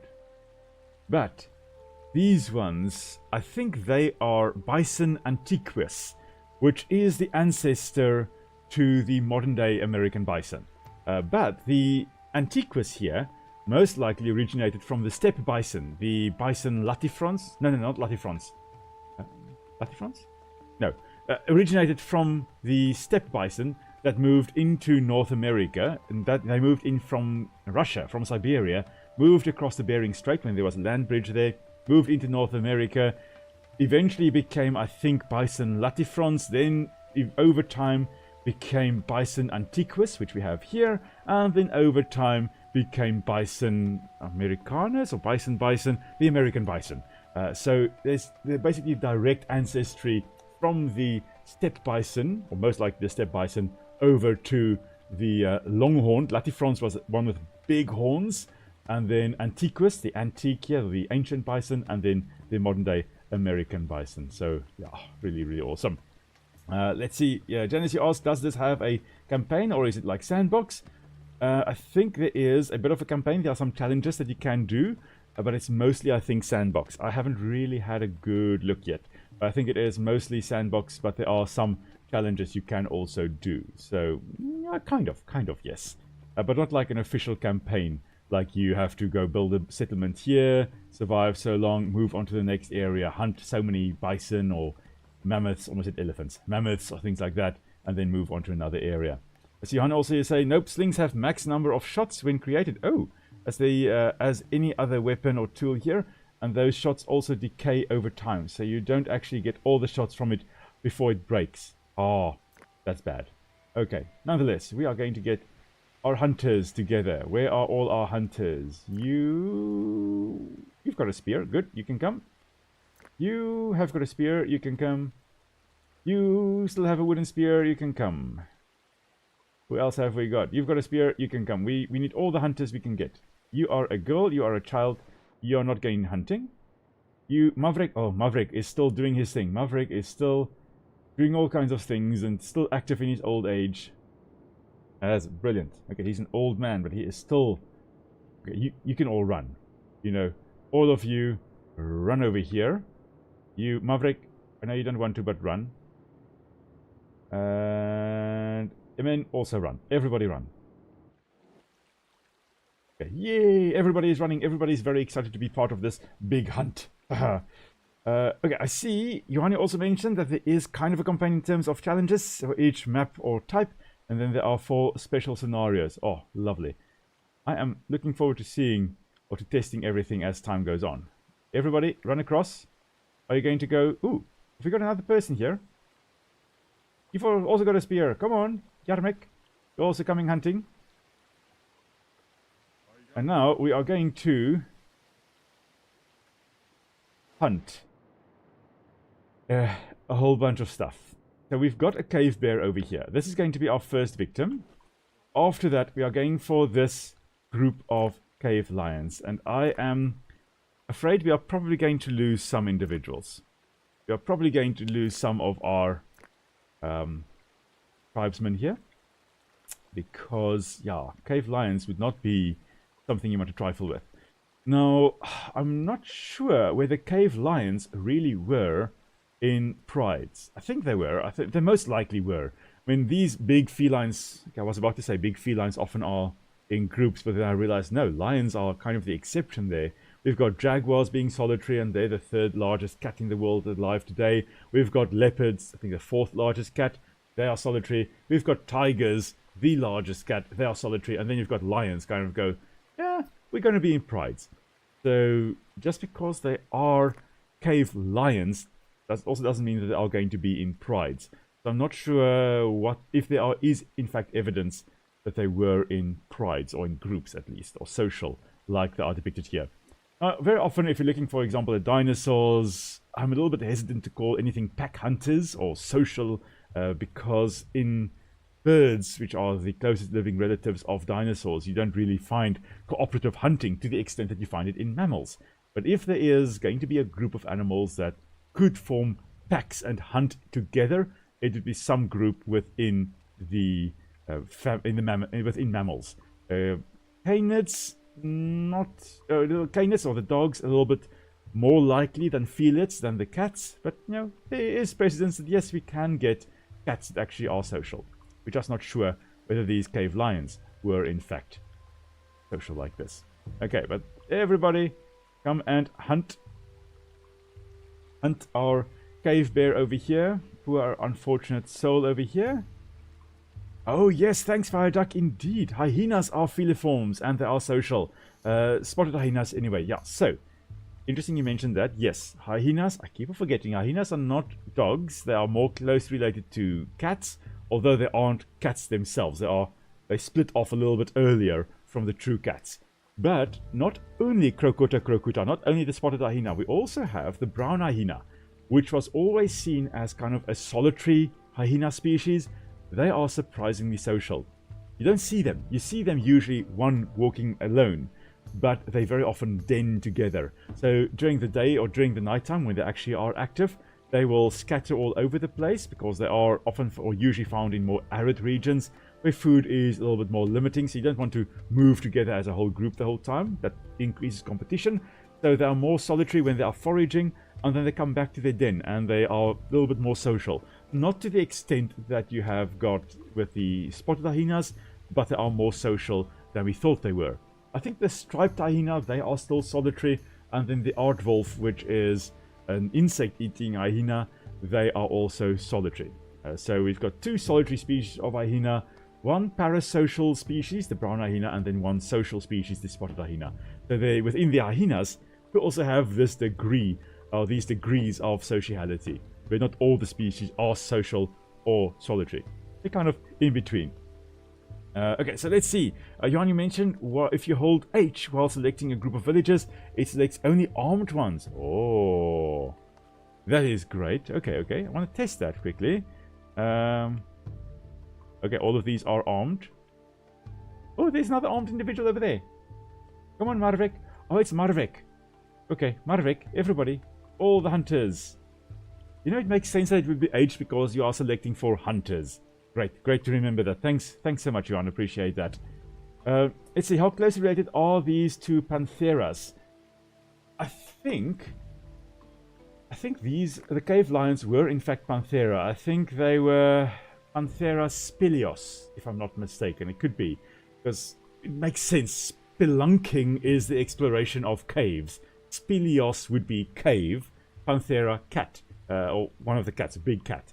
So the big cat in caves, Panthera spilios. I think it was spilios, if I'm not mistaken. So yeah, within Panthera, only really the lions that we know of that were truly, or are truly social. Okay, but here we go. Everybody getting ready to hunt. These guys are crawling, and Marvik has decided, screw it, I am... Oh, this lion is actually... These lions are all coming right past me. And this cave bear is basically dead, and he's in the water. Okay, you know, you guys, you know, you can stop throwing your spears. You're going to die the moment he goes out of the water. There we go. Okay, I guess this little one is drinking water. Yeah, Hornak is thirsty. Hornak is drinking water. Oh, all the bison are running through to this side now. Oh, the bison here. Okay, let's see now. Listen, I think you also want to come to this side, please. Don't wander around on that side of the river all alone. I mean, look at that. We've got, what have we got there? That's another cave lion. There's another cave lion. That is still the dead cave bear. And there's a whole group of cave lions just kind of drinking water here. No, don't wander around on your own. You know, wander on your own on this side of the river, not on that side. Oh, in fact, here we have got hyenas. Are you going to... You're going to drink water. Okay. Hunt them, please. And kill all of these, please. Oh, I think some of our villagers are dead or dying. There's a dead one. We lost someone. Who did we lose? Oh, Varmek. Varmek is dead. And they are sad. Oh. This is not good. Shame. Varmek went on his last mission. Yes. Shame. Rest in peace, little one. Okay, let's see. Second campaign, I see, Johan, you mentioned second campaign is more about environmental hazards, longer winters, less time in farming seasons. Okay, that's also good. A little bit more challenging. And then also, Janice, you mentioned, love how when I played Pax Augusta, showed where you can build and not build based on preserving ecology. Do you plan on any ecological plans for this? Yes. So the idea for this one is we are going to obviously start establishing in this area.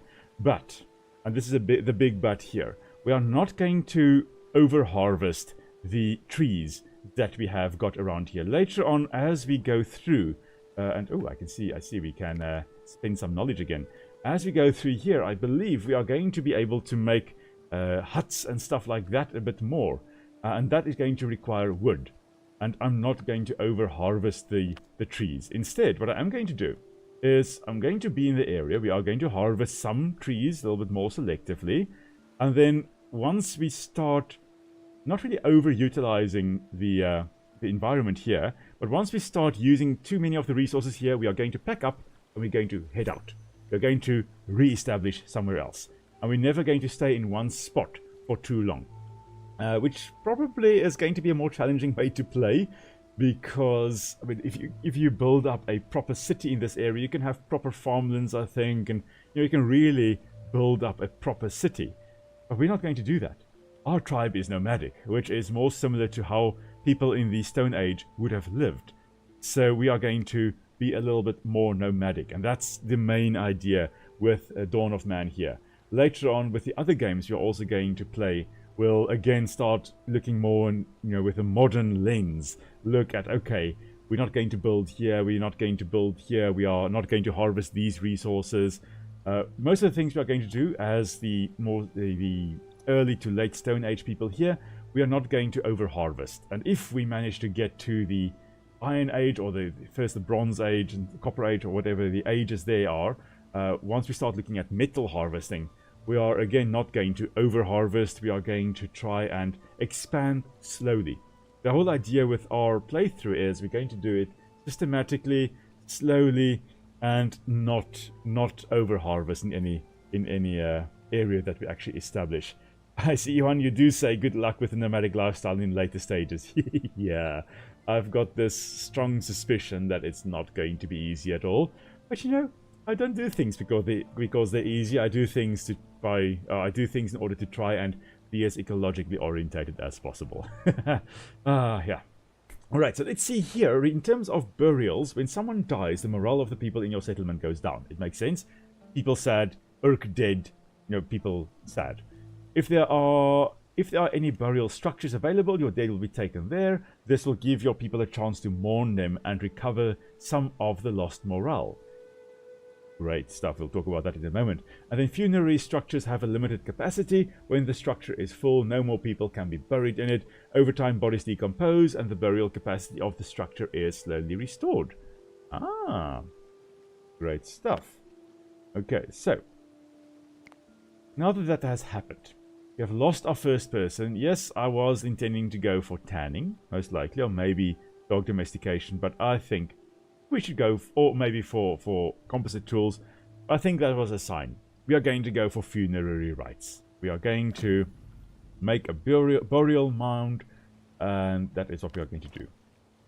Okay, so funerary rites unlocked. Unlock the construction of the burial mound structure where you can bury your dead. I don't like the fact that we have officially unlocked this because someone has died. Okay. 3 flint, that we do have. 1 bone, I believe we have got that. And 1 dry skin. Yeah, we have got that. Have we got a bone? Yeah, we have got a bone. We've got 3 flint. Exactly 3 flint. That is perfect. Okay. So, here we go. The funerary pyre. Or what do we call it? It's the burial mound. I'm not going to build that in the town here.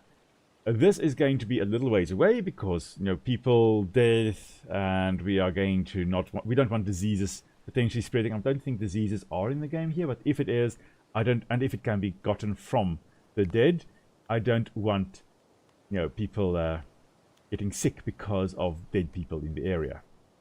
What we are going to do is we are going to locate it. It needs to be in some kind of place with a significance for our tribe. We're not going to just plop it in the middle of nowhere. Now, if we look at areas where there were burial mounds, ooh, not a lot that I know about that. Very often it was, I believe, in a mountainous area. I think a lot of burial mounds have been found. So we're going to build our burial mound right up here next to the mountain. That is where we are going to do, and it's going to be a high priority. People must go and finish that as quickly as possible. Oh, that is stone, not flint. Oh, it requires stone. Oh dear. Okay, we don't have any stone. We must go harvest stone. Okay, who can we get? Who can harvest stone? Yarmek. That needs composite tools. This is flint. Is this stone? I think this is stone over here. Oh, there we go. Go harvest some stone for me. Yarmek. Yarmek, harvest stone. Children, where are you? There's a child. You can go drop off the stick, and then you can also go and harvest stone. Just want to check because there is another hyena coming in the area here. If you are going to attack us, you are going to die. That is a solemn promise. Yeah, you better keep moving.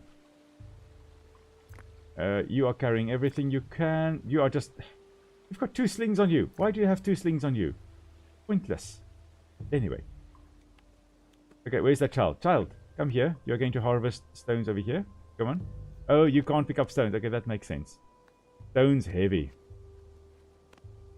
Darmek, run, please. If you can. Oh, you can't run to do that. Come. Run over here. And then go pick up the stone. There we go. Going to the stone. Alright. Let's see. Rest in peace, Varmek.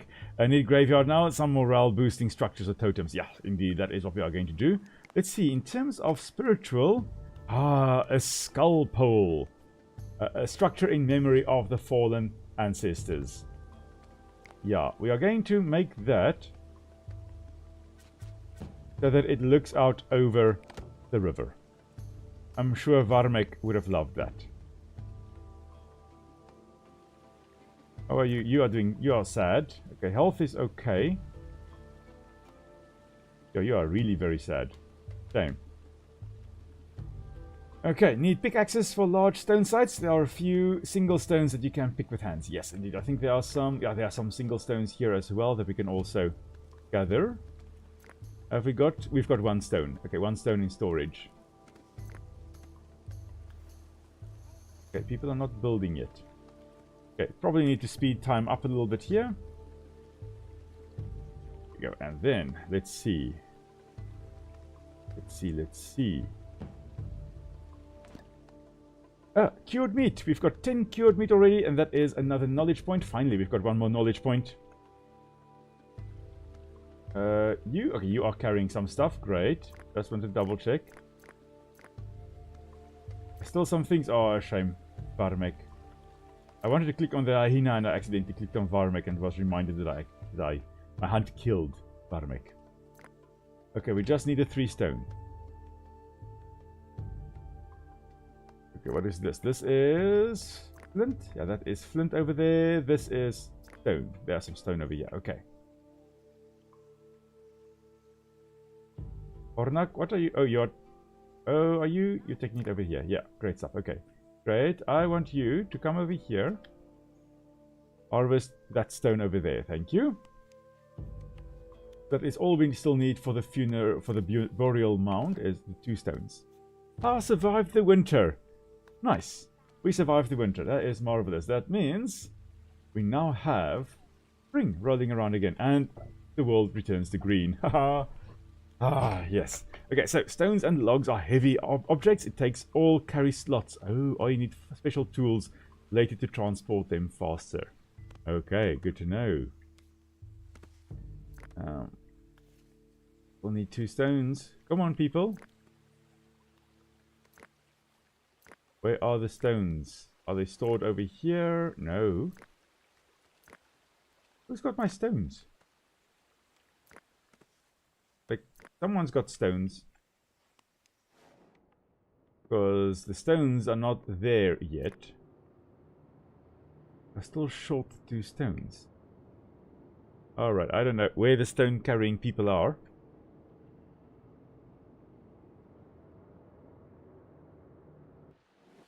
Okay. I can't keep on clicking on Varmek. Okay. Alright. You know what, I'm going to just cancel that house for now because we are now down to 9 people. We've got space for 3 more people. We've got another tent being established here or being built here, so that is fine. Okay, finally going to get some stone. Well done, Marvik. Marvik is still alive and Marvik is doing his best. He is contributing. Even in his old age, he is still contributing. And there we go. A 5th tent built. Another knowledge point. How's our food looking? We've got 1 fish, 8 meat, of which 7 are cured. And we've got 1 dry fish. Okay. Cool beans. Yes, we still need 2. I wonder whether they actually are going to take poor old Varmek over here to the funeral, to the burial mound, to go plop him down there. Where are you going? Okay, going to the cave Ahina. Stuff. Ah, Marvik is tired. I take back what I said, Marvik, about you contributing. You are not contributing anymore. You run, please.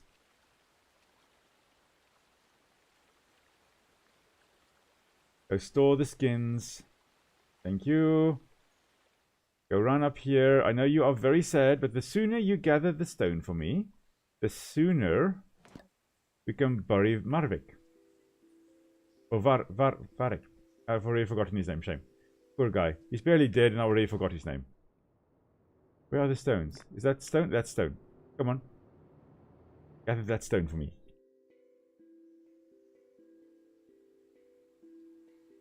Thank you. Was that so difficult? Bring it to the burial mound for me, please. Okay, yeah, you can't run, can you? You can. Oh, you dropped the stone. Never mind. Okay, so now I know. Don't double click because then they just run and they drop the stone. I also, you know, I would also drop the stone if I'm required to run with it. I'm like, oh hell no, I'm just gonna drop it. Don't need to run around with a stone. Now, our town is really growing quite slowly, but you know, that is the ecological way, and I guess it is also kind of how it would have been if you are a newly establishing tribe. It takes a while for you to actually get to the point where you can properly grow as a tribe. Oh, Varmik is gone. Okay, Varmik is now completely gone. Same. Okay, and since stones and flint don't decay, you might want to build dedicated storage for them so they don't take precious space in houses and stockpiles. Aha, okay. Now we've got a flint. Or we did have. We've got a wood pile. A wood pile. Oh, I thought I built flint storage, but I apparently did not. Good to know. So, rock pile. We're going to build 2 of those. There we go. And then, because resources stored in buildings decay slower, speed modifier depends. Oh, okay, yes. So, the food and stuff, that will decay more slowly, while it is over here. But stones don't decay. It makes sense that you would rather than keep them outside, because, I mean, how long is it going to take for a stone to become a little pebble? It's going to take a very, very long time. Our tribe will be long gone by the time that happens. Okay, still butchering the cave hyena, I see. How's this coming along? We still need 2 stones. Oh, I was just about to ask, where's this person with the 1 stone? There they are. Very, very slowly getting it.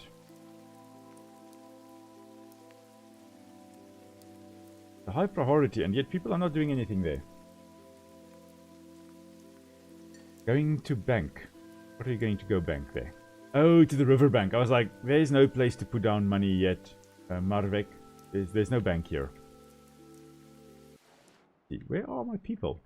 Oh, they're all gathering sticks. I think we're okay on the stick front now, people. I think we're okay on the stick front. Just gonna set it down to 15, thank you, and just 2 people. Please, somebody, please gather me a stone. You can run over here. And then come and collect the stone here on the riverbank. Now the stones over here would really be quite nice and smooth, and you can kind of see that they've been rounded by water. Because these are what we call alluvial rocks. They've been brought down by the river, they've been molded and rounded by tumbling in the water, and now they are nice and smooth. By the way, did you find the big stones? Yes, I did find there is a megalith somewhere over here. There's this. Yeah, there we go. There's a megalith over there. I do believe I also found another megalith over here. No, not over here. Somewhere I did see another megalith. There we go. Another one over there. Yes, so there are some. Oh, quite 2 over here. Oh, that's quite nice. And another one over there. Oh, a whole bunch of megaliths in the area. Yes. But there's actually... No, I thought there's one over there, but it just looked that way. It wasn't. What have we got here? Flint. Okay. Good, good, good. Okay, good, yeah. No, there are a few. There are a few indeed. Now, where's our settlement? Somewhere along the river it was.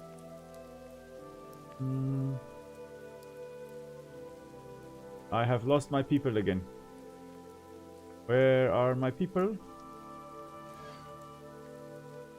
I really need to keep track of where they are. What have we got? We've got some nice... oh, an Oroch! Oh, yes, an Oroch. So, one of the ancestors of cattle, or an ancestor of the cattle, or the ancestor of cattle, the Orochs, unfortunately extinct, They went extinct relatively recently, in the 1900s, I believe they went extinct. The last one was shot. Until then, there was some left in a protected area in Europe, kind of like this one guy's hunting estate. Yeah, they eventually all shot out. So the aurochs, unfortunately, I would have loved to see an auroch, but none of them around anymore. There's another woolly rhino. I think I have now lost my tribe even more.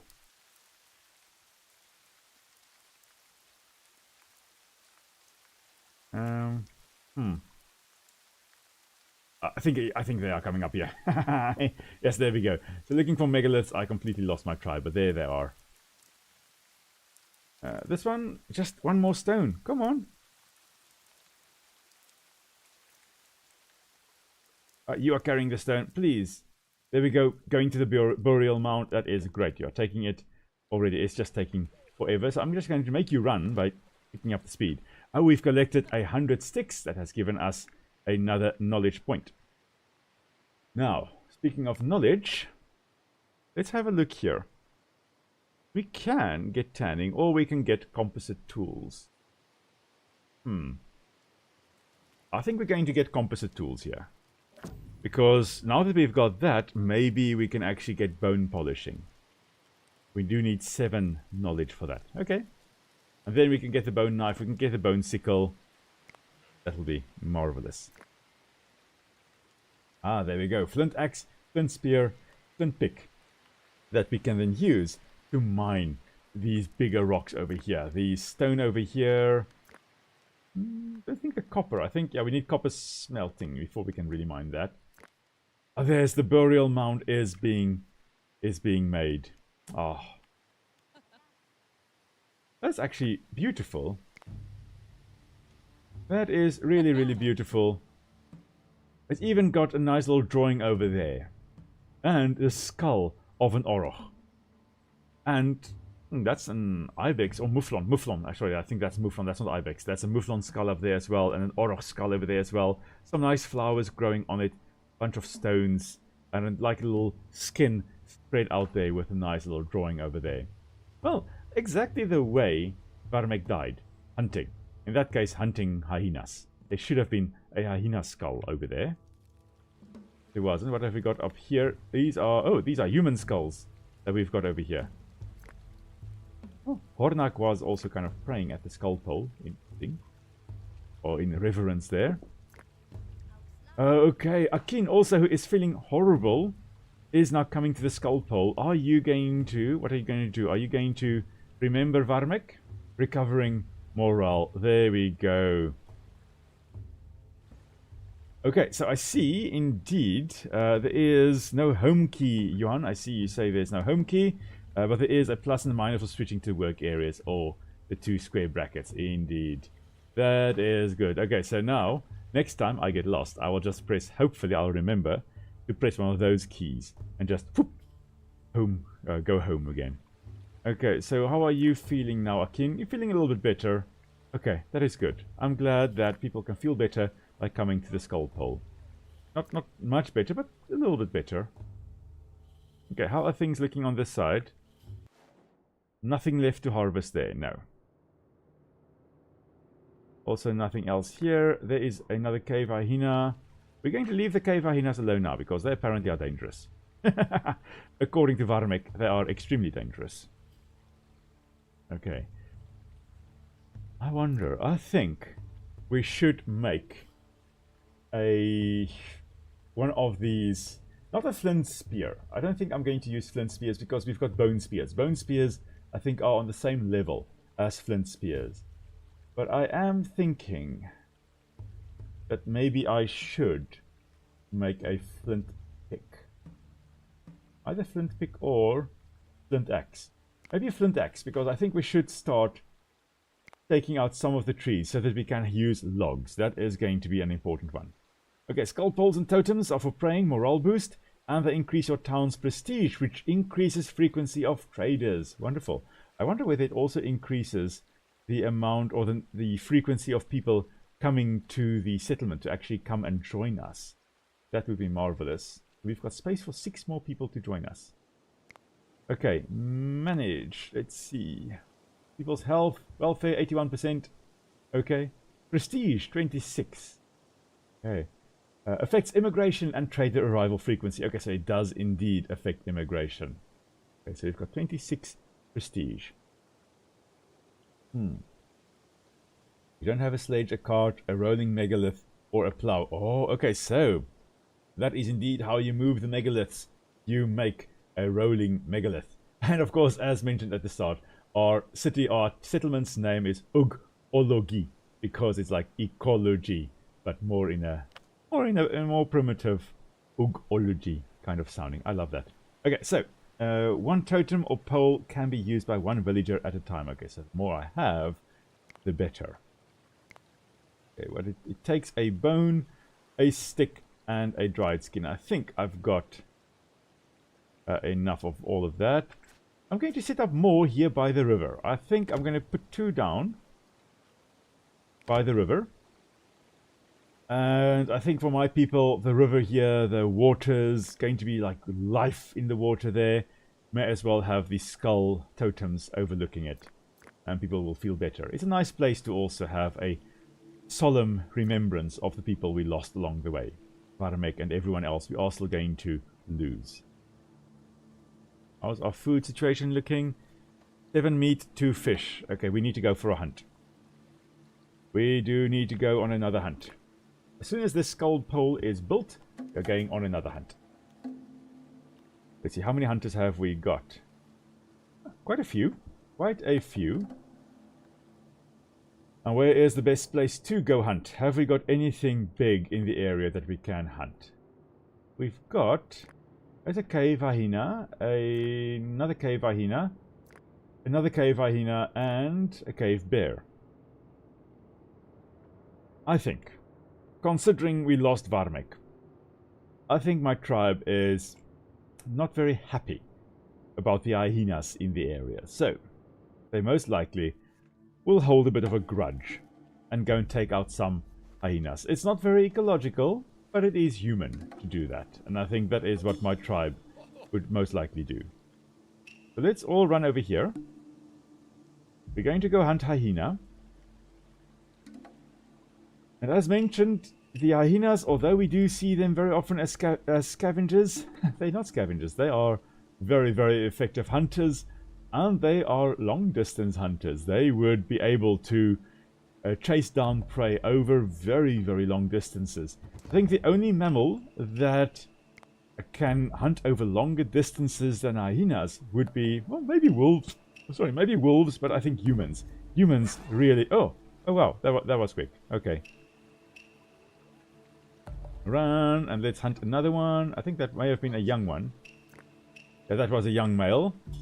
This is another young male, and this is an adult male. Okay, adult male also down. Okay. Harvest, please. Oh, you've got a stone axe. Nice. Harvest here, please. Stone axe person, you can come and chop out... No, you're not going to chop out that tree. You're going to chop out this tree, I think. This is an acorn. Oh, oak tree. We need tanning in order to actually collect the tannins. Okay, never mind. We can't collect tannins yet. Okay, I was just thinking it's springtime. We should be able to collect some tannins. But no, we can't. Okay, harvest from there, please. And you can just come and stand here. And you can just get here, over here, and just get ready for the harvesting to finish. Actually, a few of you hunt that little hyena as well. You didn't pick up the bone. Pick up the bone. And you can harvest that, thank you. These guys don't have a lot of meat on them, do they? The hyenas. I don't think so. I can add more info tables. Oh yes, of course. More info tables up here. So general resources, grouped resources, attachments, animals, speed, defense, food chart, store chart, or a workload chart. Oh, well, that's lovely. Okay. A general one. Okay. 9 people. That's the one we've got at the top there. Grouped resources. Okay. Meat, fish. I think this is basically it. Same as we've got up here, just different. Okay. That's cool. The food chart is nice. Oh, there's a one for food chart. Oh, there's a food chart. Okay, yeah. Keeps track of how food is going. Yeah, we definitely need more meat. We need more food, definitely. Can add more info tables and then also... Yeah, I don't think there's a morale. Is there a morale one? No, I don't think there's a morale one. You, please go and pick that up. Please go and pick that up. You... you've got everything you need. Okay. Just wanted to check. You have no space left. You have got space left. Please go and pick up that bone. And you can go home. Okay. That is everything then. I think you can run probably, eh? Yeah, run to go pick up that bone. Thank you. Because there are bears in the area. You don't want to be caught out here. Ornak. Right. So I wanted to check. Is this one with the axe? Where are they? Where's the one with the axe? Boy, where are you going? No, no, no. No, no, no. No, no, no. You're not going out there. We've got to look after you because clearly you're a danger, a hazard to yourself. Can we gather blueberries? Oh, yes, we can. Child, you can come and gather blueberries if you really want to. No, go amongst the bison and just harvest blueberries. Let's see whether you get trampled by the bison. Okay, so for tanning, or for tannins, later it is best to place few harvesting areas instead, doing it manually. In fact, only hunting is best to do manually. Okay. Okay, so hunting is best to do manually and the rest to have work areas. Service tree. You can collect the fruit of this one. Please, someone collect the fruit there. Make use of the seasonal abundance of food. We can get pear as well. Yeah, we are in summer now, so a lot of the fruit trees actually are bearing fruit. We just need to keep an eye out for them. What have we got? This is just pine tree. This is just for wood. What is the tree that... there's the tree that I want to chop down. This is a beech tree. Oh, it's taking forever to chop it down. But this should give us... Oh, no, okay, it's almost done. I thought we had to chop it down all the way down to there. But no, almost done. Beech tree is coming down. And let's see what we get from that then. Please, get out of the way of the falling tree, person. There we go, okay. Ah, logs and sticks. Okay. Makes sense. We're not going to over-harvest though. Again, just trying to harvest sustainably. That is what we are going to do.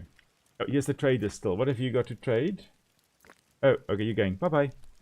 Just as I want to look at the trader goes. Fine. Go away, little trader. Now, what else can we do? What else can we do? That is now the question. Oh, we don't need to do anything because I just realized it's 8 o'clock, which means that it is the end of today's stream. It is time for me to bid thee farewell. And I will most likely then go and record Tuesday's Empires of the Undergrowth video with the army ants coming to attack us. Right, so thank you so much everyone for joining me on our little adventure here. Hope you had fun. I had a blast. I am really, really impressed with this game. I'm thoroughly enjoying it. Especially first time really properly playing it. This is amazing. I'm thoroughly enjoying it. So next week, same time, same place, I'll be back and trying to let this little settlement of ours expand a bit. Maybe our settlement will grow between now and then, but I'll leave all the interesting and amazing stuff to do then. I hope you all have a wonderful weekend further and an amazing week ahead, and I will see you all